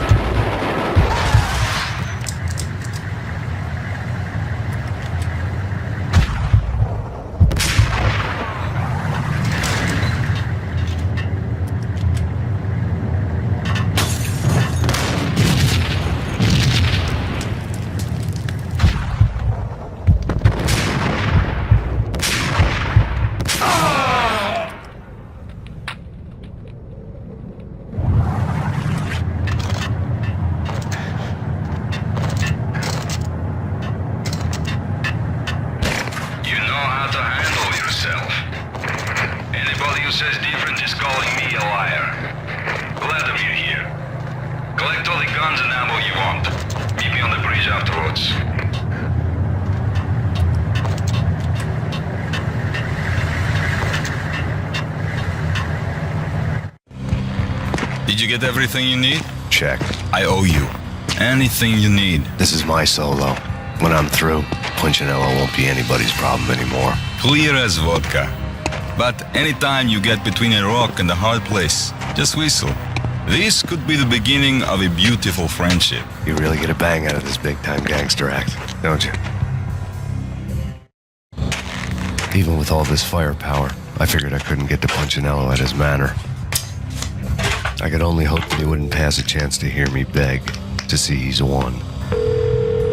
This is Max Payne. I want to cut a deal. Payne, That's what everybody keeps telling me. I got your ship and her cargo. I want to meet. No pain, no gain. Capiche? You know my restaurant? Yeah, I know it. Wow. Punchinello's restaurant had seen better days. Snow was falling like ashes from post-apocalyptic skies, but that was outside. Things would soon get hot in the Don's restaurant. I knew it was a long shot, Angelo Punchinello actually showing up, but there was no crime in hoping.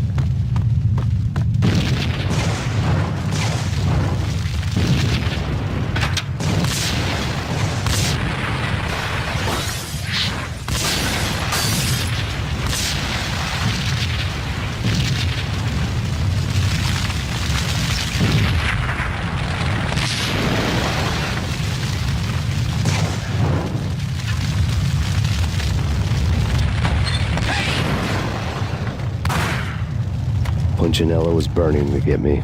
The feeling was mutual. He was trying to put out my flames with gasoline.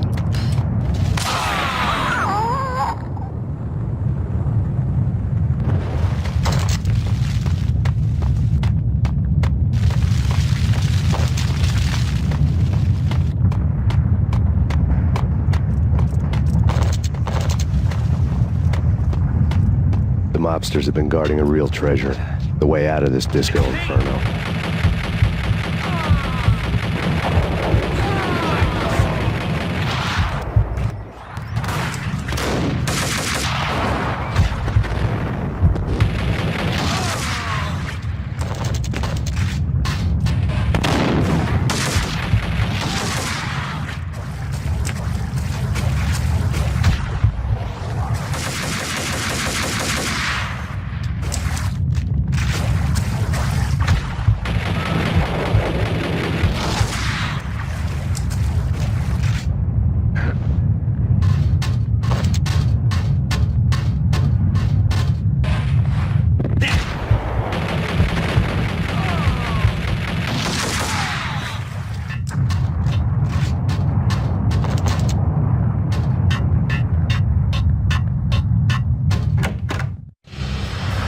Vlad had seen my smoke signals.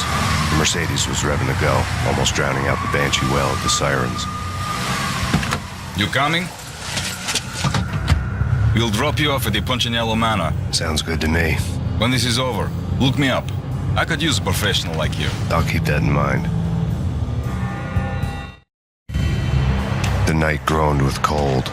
The garden lights flickered nervously. In their light, the falling snow was dead white before the darkness ate it up. I had heard the stories. The trio were mad dogs. They'd have hung the heads of their enemies over the manor gates if the capo had only let them. Punchinello wanted Payne. He'd see the pain. The trick in my situation was that there was no trick, no matter what the movies tell you. No rules, no secret mantra, no roadmap. It wasn't about how smart or how good you were. It was chaos and luck, and anyone who thought different was a fool. All you could do was to hang on madly, as long and as hard as you could. Someone had graciously left the back door open for me and killed the guards. My money was on Mona. I knew the trio would be standing between me and Punchinello. I had read their rap sheets, thick as phone books. No one would be walking out of here alive. The numbing cold of the broken night had followed me in. Upstairs, the trio tangoed down the manor halls to the silent rhythm of their murderous hearts. The blood of their victims rust on their lips. Vince Mugnano, Pilot Providence, a.k.a. Big Brother, and Joe Deadpan Salem. The pistol was a frozen lump in my hand, piercing the skin, gnawing me to the bone.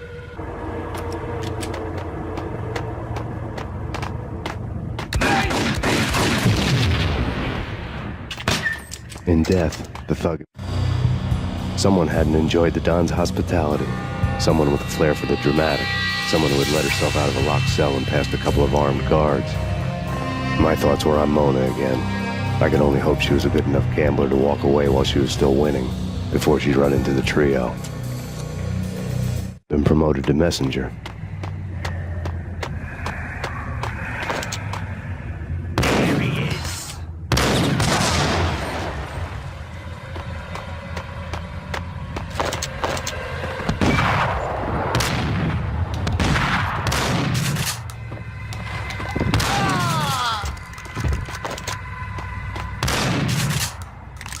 Hey, someone get the guys from upstairs!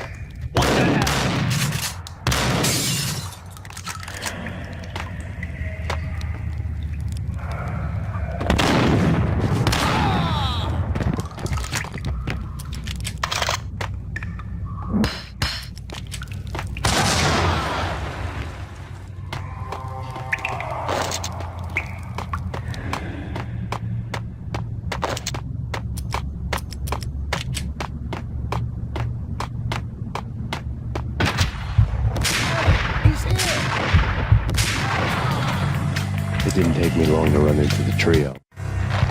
The word on Lisa Punchinello was that she was a bit of a witch. The tarot cards on the kitchen table fit the picture. They weren't my kind of cards, but I was willing to take a crack at the hand Mrs. Punchinello had dealt. The first card was the Tower. Maybe that was supposed to be the Manor. It got easy after that. The devil was the master of the house, and death was me, coming for him.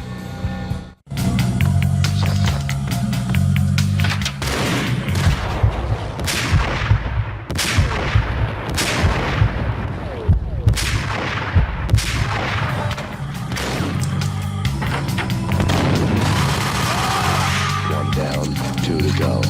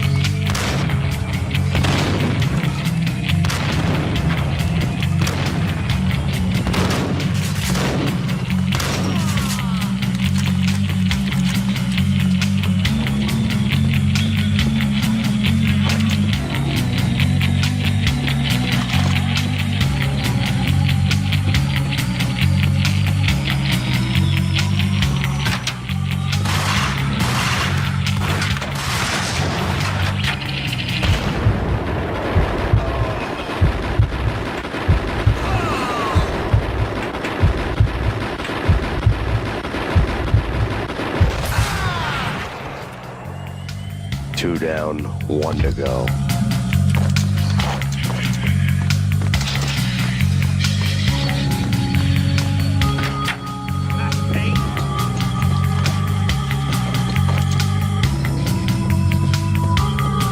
Don't stop at him! This will stop anything to be covered.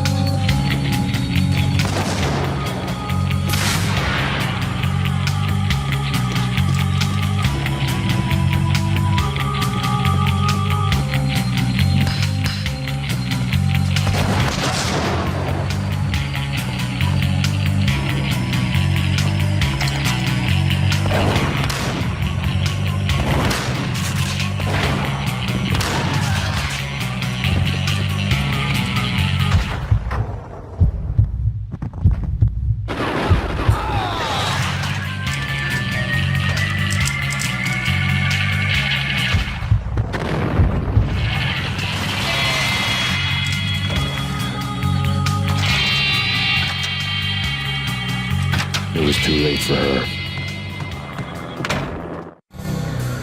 You're a real angel, Max.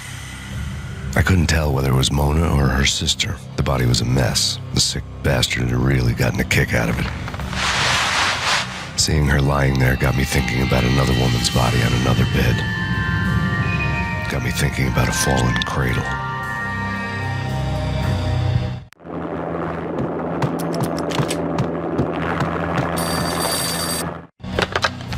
Max Payne. Talk to me. Alfred Woden. You've got company. An armed helicopter just landed on the manor grounds. You must hurry. The more the merrier. End of the road, Payne. Vince Miliato.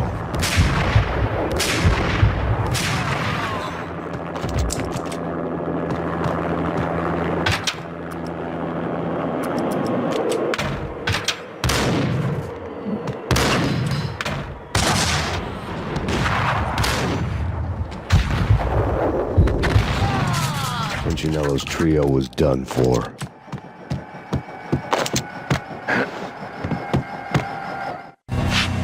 Outside my door.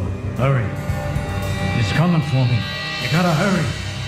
Please. I could hear Punchinello on the phone begging for help. He should have been saying his goodbyes. Punchinello was a pushover. The moment I stepped into the room, he folded like a deuce before a royal flush.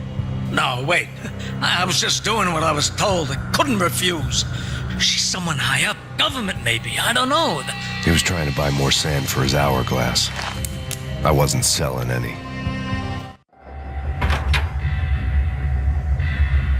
No, I told him nothing.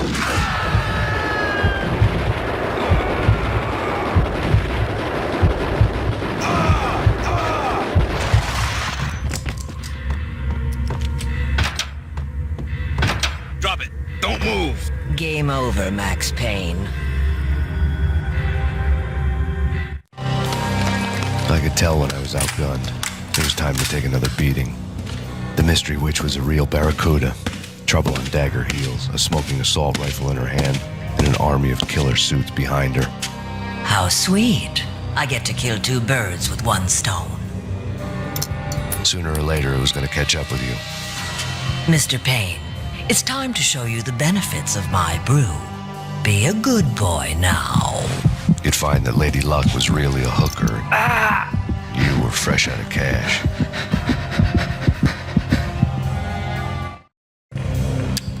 Gentlemen, we're done here. Take me to Cold Steel. She had just given me an OD of Valkyr. I could feel green fire eating my brains. They turned to steam. They did a fade on me. I'd never had a chance. The witch had got me just as sure as if she put a gun to my head and pulled the trigger. The shadows rushed me, bruised mugshot faces hungry for revenge. They knew my weak spots and closed in for the kill. The floor turned into a vortex of green blood. I fell. The flesh of fallen angels.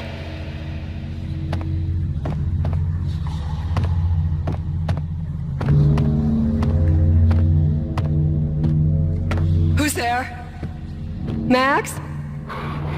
Max, is that you? Max? Where are you, Max? Please. No, please, Max, no. I'm sorry. Please don't, Max, no. Max? Where are you, Max? Please. The letter was staring at me. There was something disturbingly familiar about the letter before me. The handwriting was all pretty curves. You're in a graphic novel. The truth split my skull open, a glaring green light washing the lies away. All of my past was just fragmented still shots, words hanging in the air like balloons. I was in a graphic novel. Funny as hell. It was the most horrible thing I could think of. Bartender is shiny stuff and dreams are made of stupid necromancers. He sings like a banana risk having strayed too close to the constellations on their shaved skulls. There was a bad line in a prank call. Someone spouting insane babble. I couldn't make sense of it. The whole city was an image riding. But I had an overwhelming sense of deja vu, and the caller's voice sounded oddly familiar.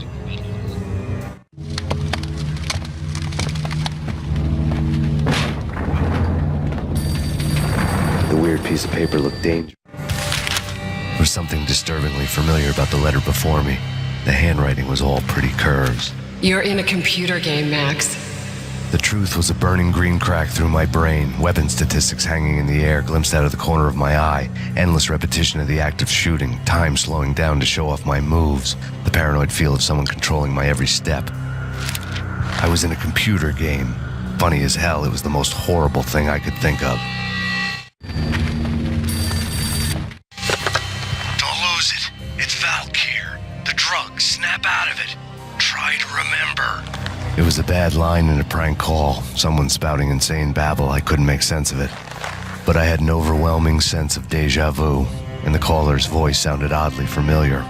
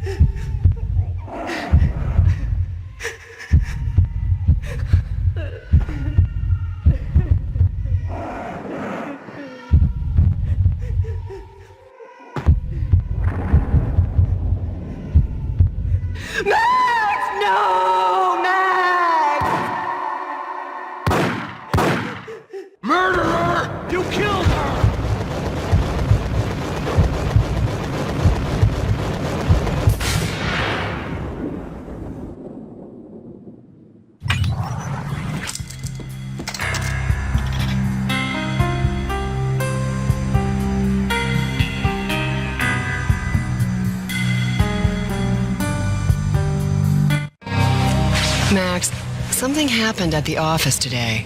A strange memo. Something about Vikings. Honey, I gotta run. You can tell me all about it this evening. Have a nice day, darling. The bullet holes were rubies on her chest, blood glowing on her ivory skin. She was so beautiful. The killer was smiling. The flesh of fallen angels. Slowly, the green nightmare faded, leaving dark stains on my soul that would never come off. I felt like flatlining. I was all shook up. I woke up in a cold sweat, sick and tired to the bone, lying in a puddle of my own puke. The hag had said take me to Cold Steel before it had all gone crazy. It was a clue, the only one I had. It took me forever to crawl back to my feet and hit the road, but when I did, I drove straight to Cold Steel Foundry outside the city. There was a whole lot of action around the place for a freezing winter night. Trucks coming and going, men running. I had the drop on the mystery witch. She thought I was dead. I was on her blind side. I was going in. The bad trip had put me in a crazy mood, adrenaline pumping through my aching veins. Staggering on the mill roof in ice and snow and wild wind, I was a ninja. My kung fu was strong. I wasn't kidding anybody. At best, I was Superman on kryptonite about to fall through a skylight, down to where it was all going down. A half-abandoned industrial area in the middle of nowhere. The factory was a perfect front for any number of illegal activities.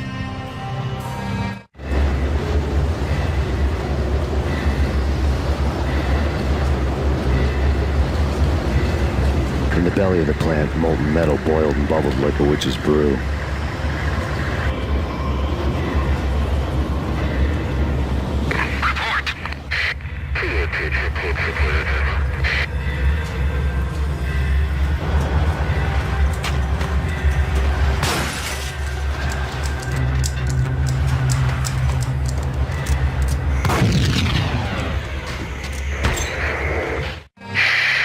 Life-threatening weather condition. A record-breaking killer storm. In the city's history. Vehicles stuck in snow. Heavy snowfall. Forecast shows severe weather is expected to continue.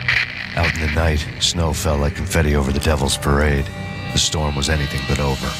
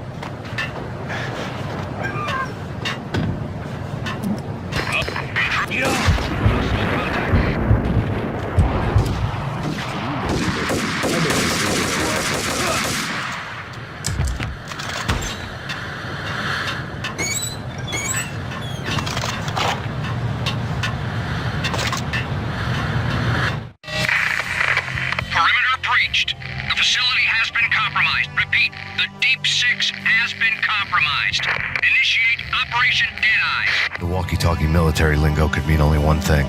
They were getting ready to destroy the evidence and vanish into the night. I was so close. The hidden truths were just around the corner.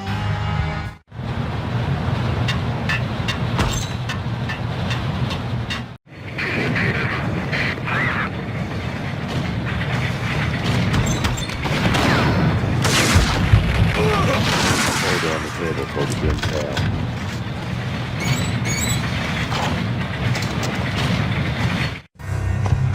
The mercenaries were running a tight operation, paperwork and all. Merchandise missing again. A chemist had tried to smuggle it out for his own private party. Locked him up in cell B7 in D6's old test facility to wait for proper processing. I was close enough to hear the secrets, just beyond the next doorway.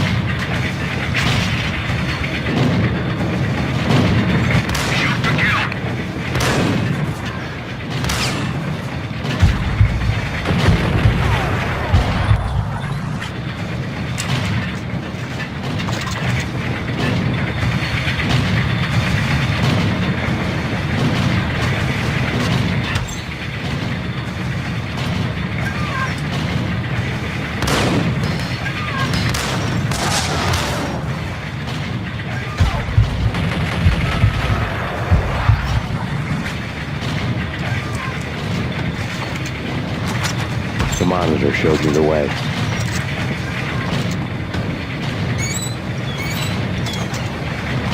Processing diagrams filled the control room screens, all but one, An elevator titled D6 on one of the screens, somewhere onwards, past rows of ovens, in the core of the plant.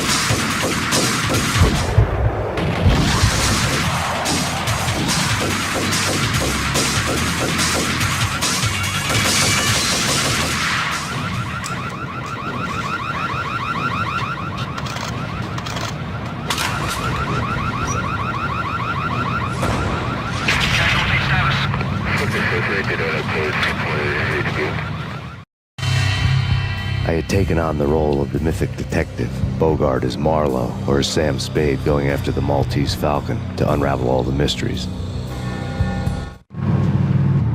Following a path of clues to that final revelation, even if it would take me down to the cold, cavernous depths of a grave. Well, you can't do this! My men are still inside! Do you have any idea why this is called Operation Dead Eyes?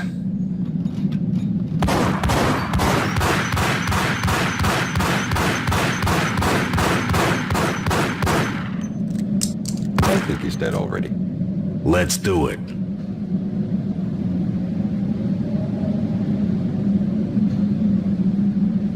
Attention all personnel.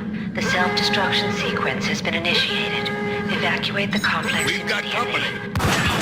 The self-destruction sequence has been initiated. Proceed to the nearest exit.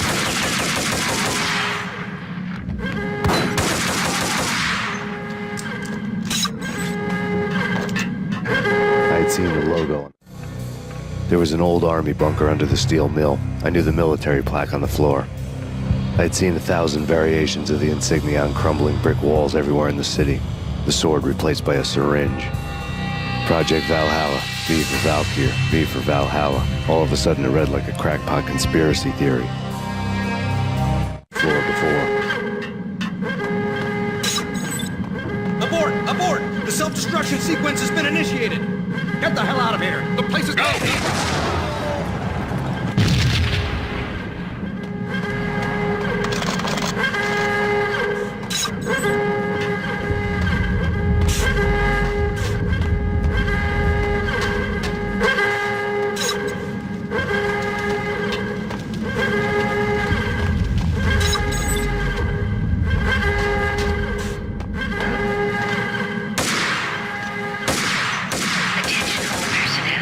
Self-destruction sequence has been initiated.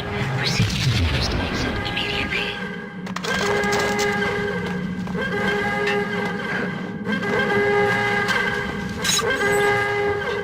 The chemist had been using the workstation when he died.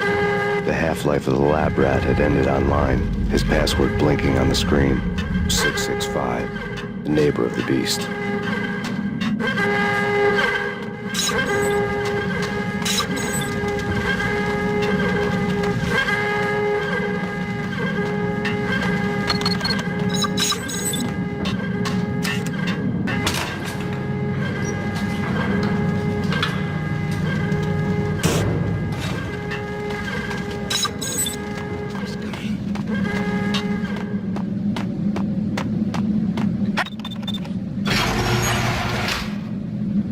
Thanks!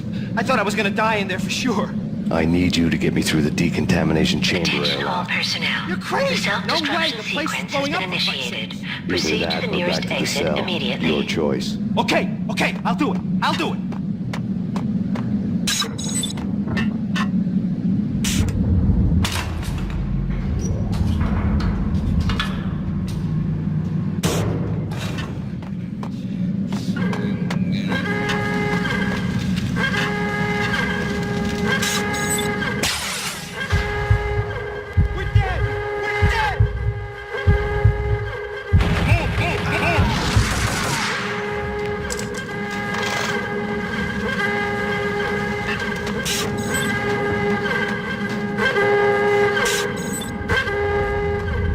Decontamination in progress. Decontamination complete.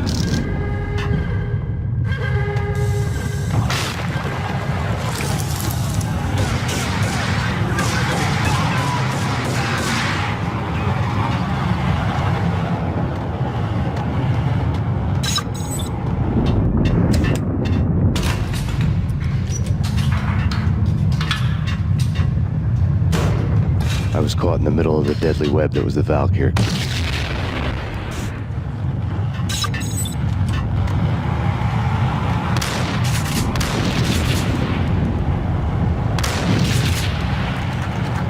One of the lab terminals had the project logo on the screen.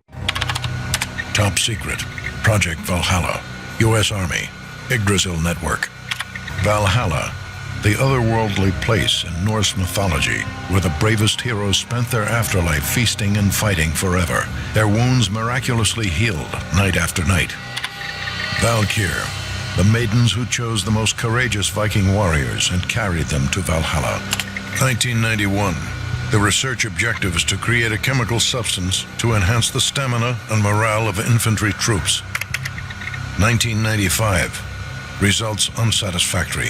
Project canceled. Someone had decided to continue the sick experiment unauthorized. Project compromised. Data leak. Fix the damage by any means necessary. Security clearance red. Authorized by the project lead. Field test. Double the dosage for all the remaining test subjects. Observe and record the subject's behavior in an urban setting. The drop-off point was my old address in New Jersey. The file dated 3 years ago. Just when you thought you had reached the deepest depths of horror, it suddenly got worse. How to turn off that small voice inside your head that started to whisper that you should be glad that now, if not before, your revenge was justifiable on any conceivable moral scale. That small voice proved, beyond any doubt, that I was damned. The dagger-heeled woman had come and gone a long time ago. There was nothing more for me here. The bunker's name was acting as a self-fulfilling prophecy.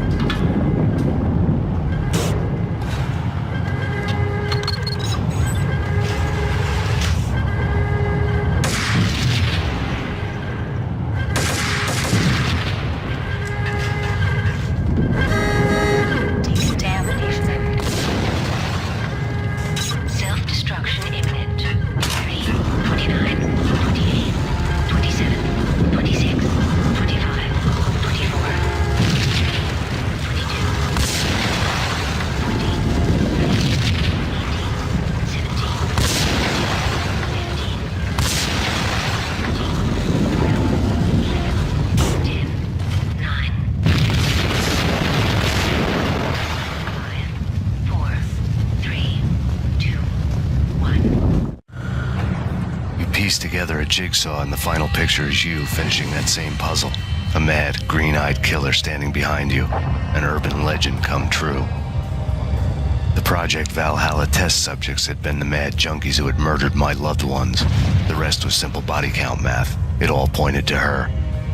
Ms. Valkyr. The factory went up in a fiery inferno behind me. All my leads were dead, turned to smoke and dust. I'd lost my way. I hadn't slept in a million years. I felt thin as death. I've been living on an endless supply of week-old donuts. They were fuel for this crazy furnace inside my head. I couldn't remember when I had last seen the sun. I was on a permanent graveyard shift. When the darkness fell, New York City became something else, any old Sinatra song notwithstanding. Bad things happened in the night, on the streets of that other city, Noir York City. I was in an all-night diner, downing cup after cup of coffee that tasted like engine oil, when a new message from BB got me back on the killer track. What the hell happened at Roscoe Street? Maxie, I'm going out on a limb here. We need to talk this through, come up with a plan. 2:30 a.m., the Choir Communications Garage. The more I thought about Alex's murder and the frame-up, the more it felt like an inside job. I should have seen it coming. BB had sold me out, and now he wanted to finish what he'd started. The garage was dead. BB showed up in his tailor-made suit, gold watch, and cufflinks to match, all way beyond a cop's pay. Maxie. Oozing suave charm, he was guilty as hell. What the hell does BB stand for anyway? Backstabbing Bastard? Come on, don't be like that. Have a cigar. I don't smoke. Maxie, you have no idea how big this is. It's huge. You have no idea. I think I do. You're a bribe-taking bent cop who sold out his partner. Those mobsters in the subway were a dead giveaway. Hard to miss. Bet it was exactly like this with Alex. Up close and personal. You can't win this one, Max. No, but I can make damn sure none of you do either. BB turned out to be another cardboard cutout bad guy.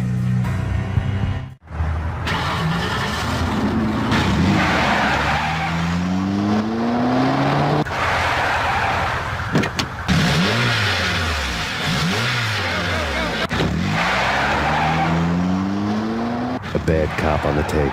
A cowardly right-hand man fleeing from the scene, leaving his paid thugs to do his dirty work.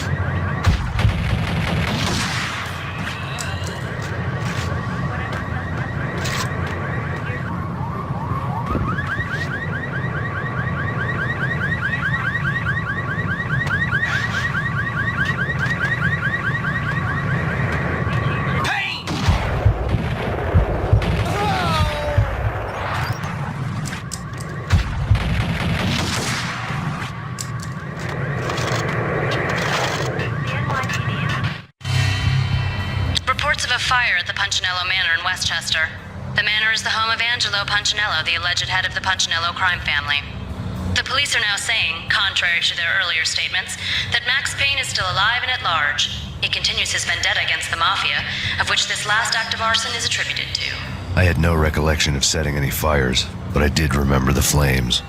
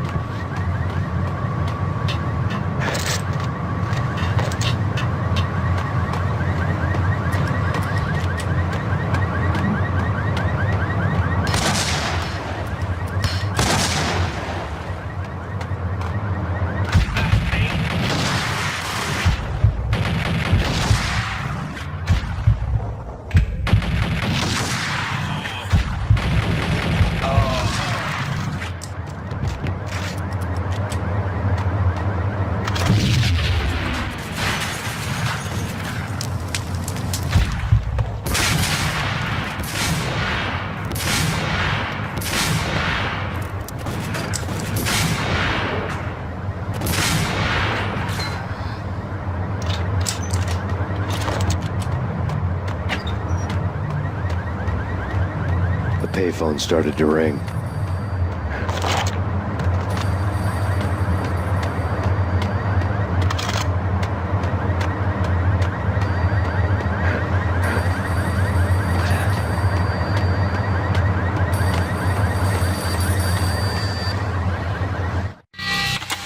Yeah.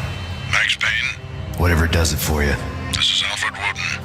I can give you the name of your enemy. Come to the Asgard building presently. We are expecting you. Woden was waiting for me on the steps of the old building. Mr. Payne, let's go inside. The others are anxious to begin. The others?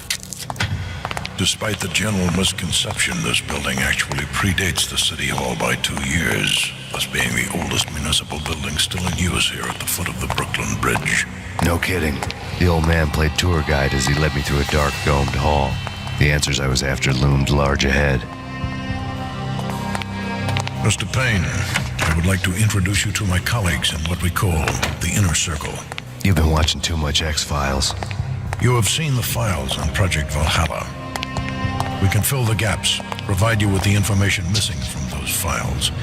We were all involved in the early stages of the project during the Gulf War. What's the catch? We would very much like to blow this thing wide open, but our hands are tied. Her name is Nicole Horn. She was the key figure in Project Valhalla. When the funding was discontinued, she simply refused to quit. She knew exactly what she had in her hands. Nicole Horn is the president of Acer Corporation. She has more than half the city in her pocket. This must be kept under wraps. If you try to go public with this, we will deny any knowledge.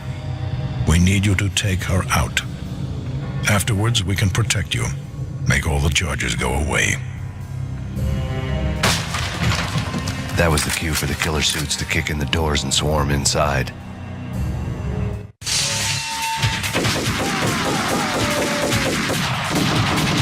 It was an impressive floor shot, but I decided to leave early anyway. It was only a one-story fall.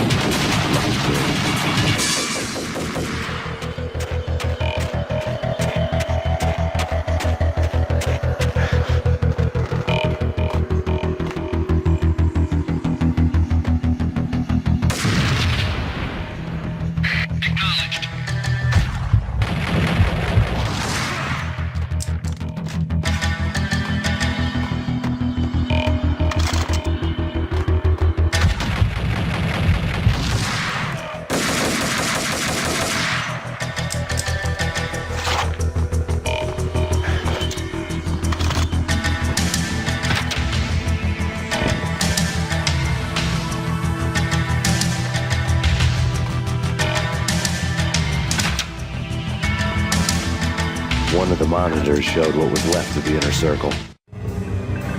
On screen, the so-called corpse of Alfred Woden stood up, miraculously waking from his dirt nap, looking smug among his dead pals. In the land of the blind, the one-eyed man is king. I didn't know how he'd pulled it off, but it was a pretty slick way to get out of all his promises. Most of what he had said fit too well to be a load of crap.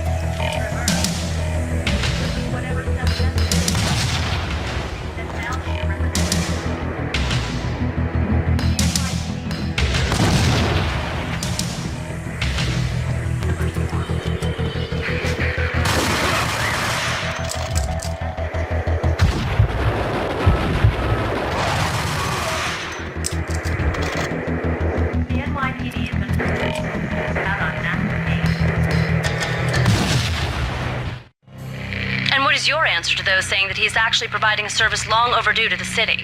This crusade nonsense has gone too far. He's out of control. It must stop. He will be stopped. That was Deputy Chief Jim Rivera from the New York City Police Department.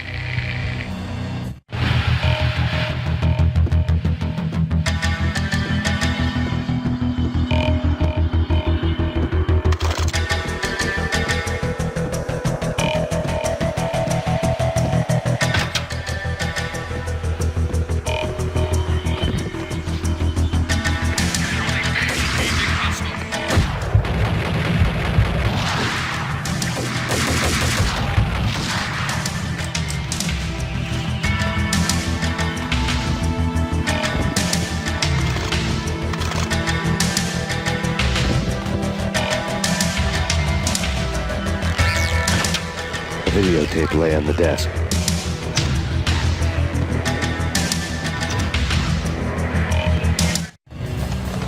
Nicole Horn had blackmailed the inner circle into silence.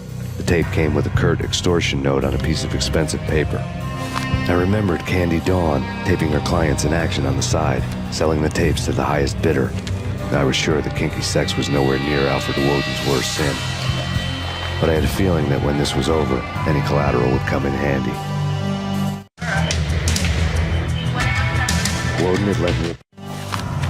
Woden had taken care of my mission preps with military precision.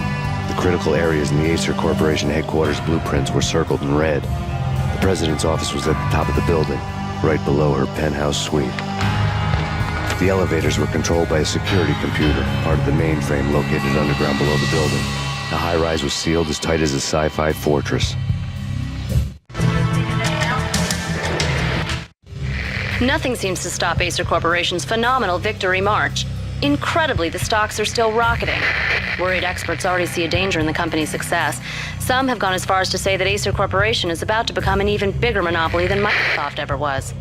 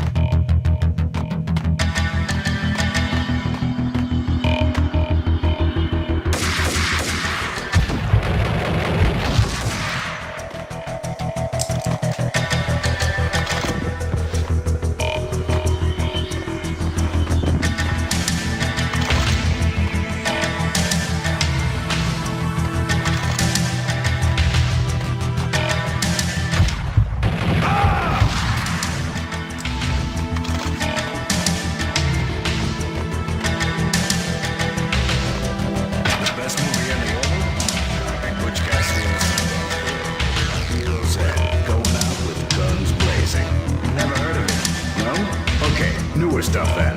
The usual suspects.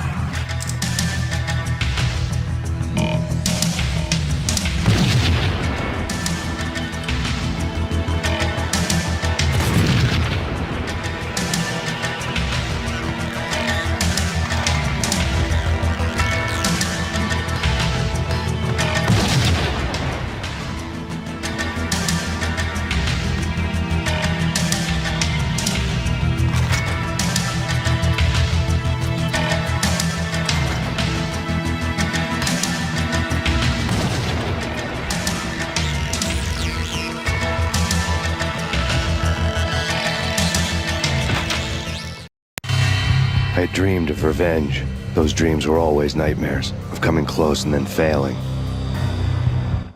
Now I was close. I had a name to guide me, Nicole Horn. I had nothing to lose.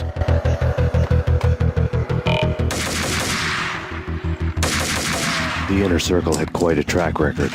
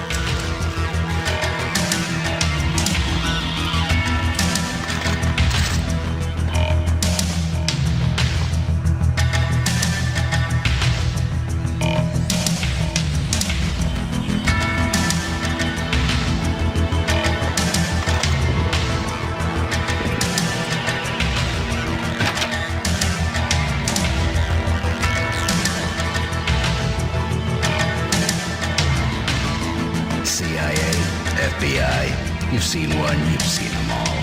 Sure. Good for a practice. Found him.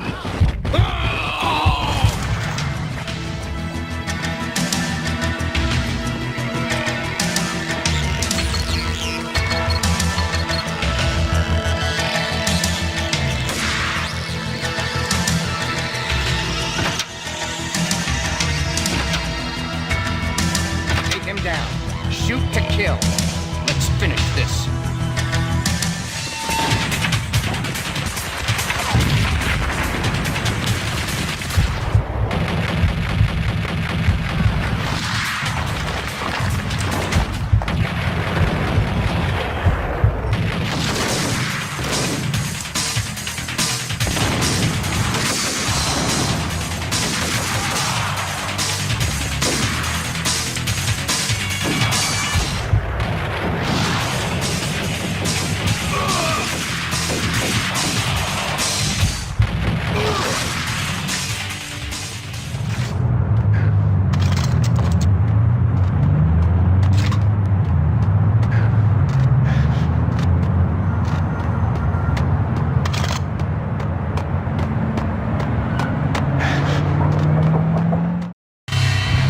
Mine wasn't the most original approach to the problem. It wasn't as if it hadn't all been done before. An eye for an eye, the first principle of revenge. Old as dirt, still going strong. The cardinal rule in going after someone with an intention to kill was not to make it personal, which it almost always ended up being anyway. It did with me. I took my time cruising around the city in the snow. There was no hurry. I knew what I had to do now. I took my time thinking about it, building up the rage. When I was ready, I parked the stolen wheels at the front entrance of the Acer Corporation headquarters. Got out, got in, got cracking. I had a bullet with Nicole Horn's name on it. I had 10,000 bullets with the Hag's name on them. She had ultra-high-tech security systems, enough mercenaries and weaponry to start World War III. There was no fear. New York disappeared behind a veil of snow. I had crossed the threshold. This was her domain, sleek and sexy and soulless, all glass and steel.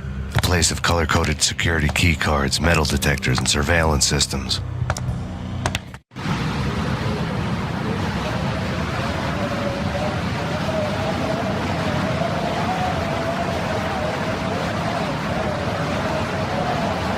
Colder than a walk-in fridge.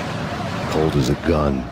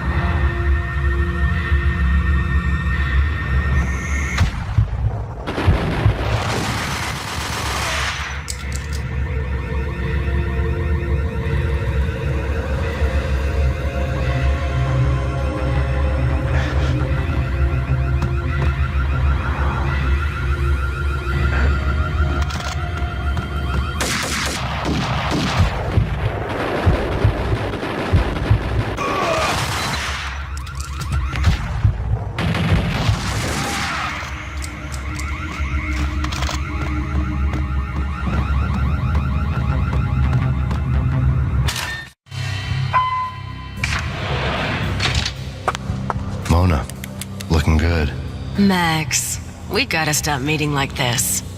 It will be a cold day in hell before I let a narc cop stop me. Miss Sachs, do your job. Relax, Max. You're a nice guy. I don't kill nice guys. You're not bad yourself.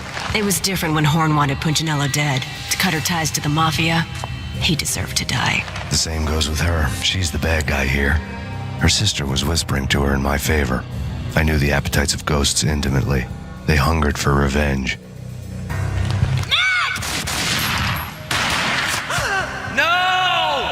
A gunshot boomed and she fell down in slow motion. She was a nice girl, not really a stone-cold killer. And now she was stone-cold dead. Like religious fanatics or loyal samurai, Horn's private army was coming at me. Engaging hostile. Request assistance.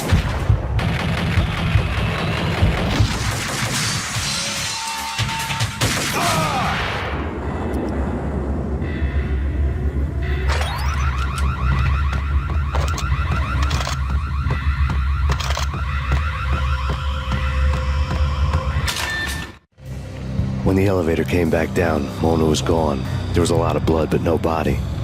Something clicked for the final time. My mind had never been so clear, as if somewhere high above the storm clouds were already gone, cold stars blazing from the black skies.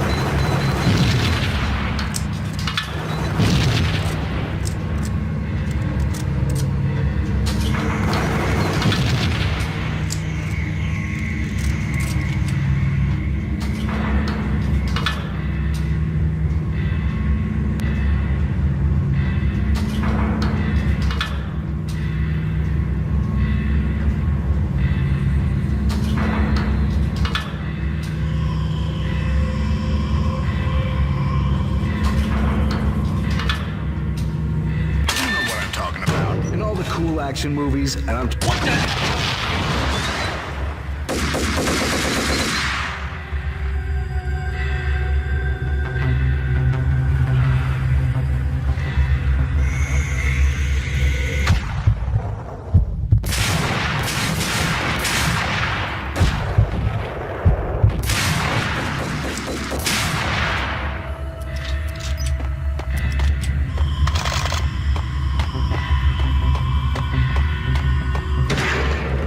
What the?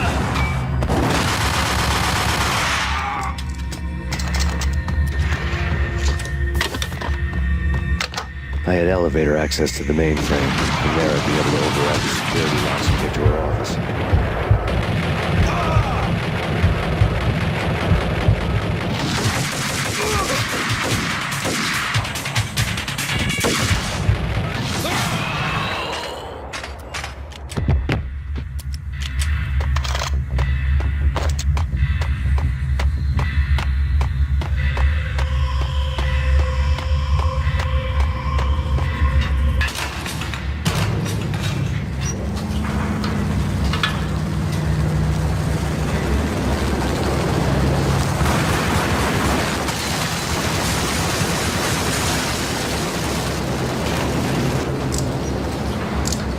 The unmarked chopper was Horn's pet guardian, inhuman and flawless. It was stalking me. Stereotype. I'm not a cold-blooded killer. Killing bastard.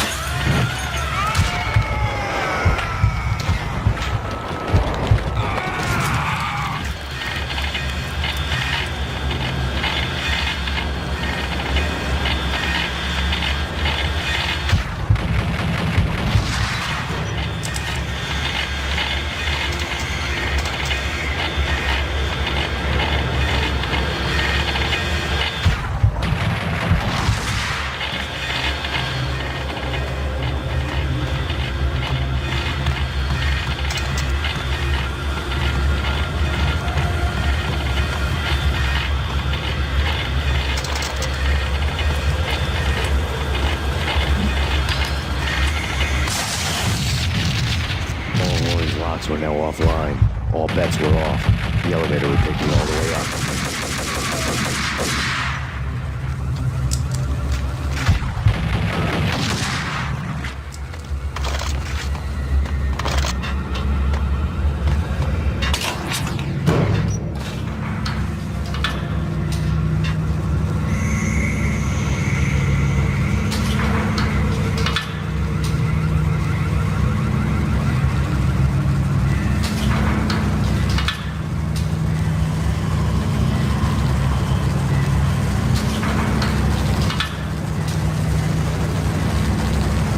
Seen from this height, the night seemed to stretch on to eternity.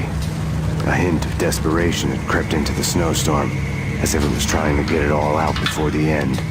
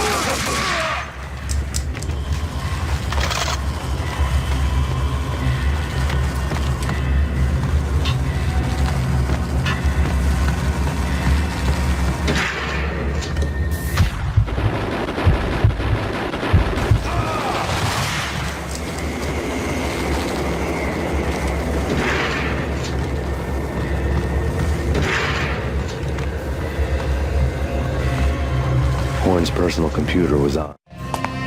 Next to the printer was a neat stack of expensive paper. Hacking through Horn's computer would have unearthed files of criminal plans, strategies for world domination, spy helicopter reports, illegal wiretap recordings, internet porno, all of the above. Take your pick. I really didn't care anymore. I had seen too much of it already.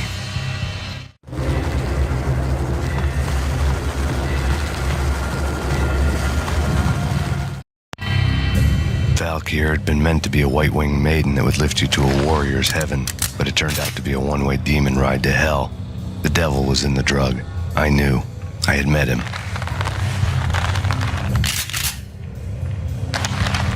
And now I was gonna kill her.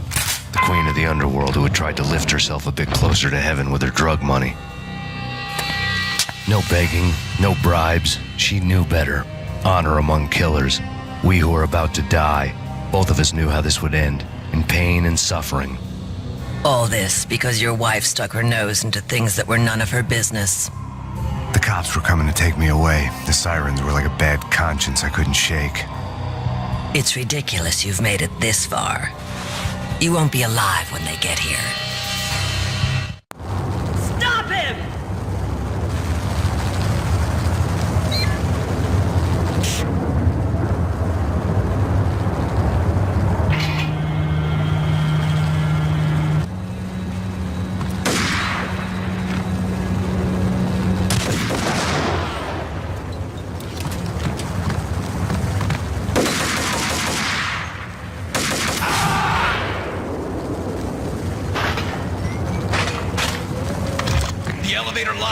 Get us back up now. Max Payne, this is futile. A waste of time. The deaths of your wife and daughter were necessary. Inevitable. It is done. You cannot bring them back. Nothing you do will make it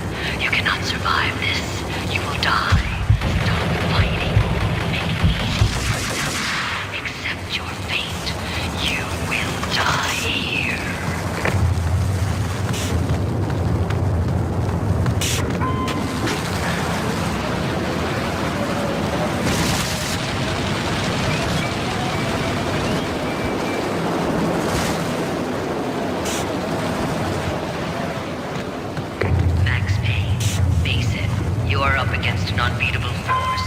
You have already lost. With the North Lodge, send us assistance. Only death will set you free. Accept it or surrender. Give up.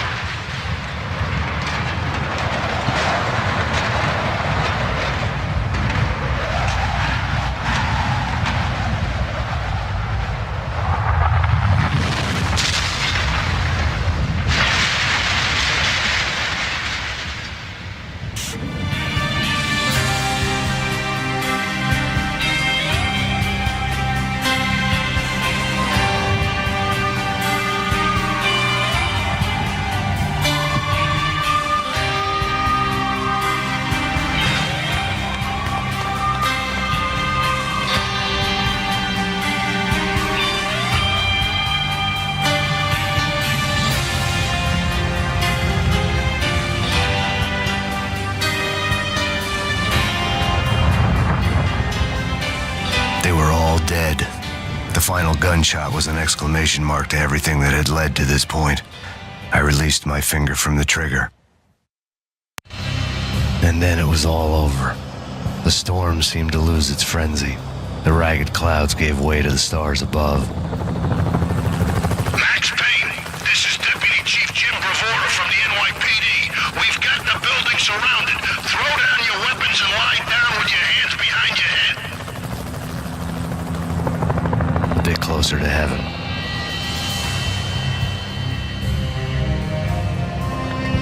The cops' voices were distant and muted. Freeze! NYPD! Hold it right there! My ghosts released me from their haunting. Down below, New York City glittered like diamonds on black velvet. You gave us one hell of a ride. Take him down to Central Booking. You heard the man. Woden was there in the crowd, standing by the sidelines. It wouldn't be over till the man with the patch would say so. He'd say the right words. I knew he would. He'd better. Woden grinned smugly. It was the grin of a winner. That made two of us.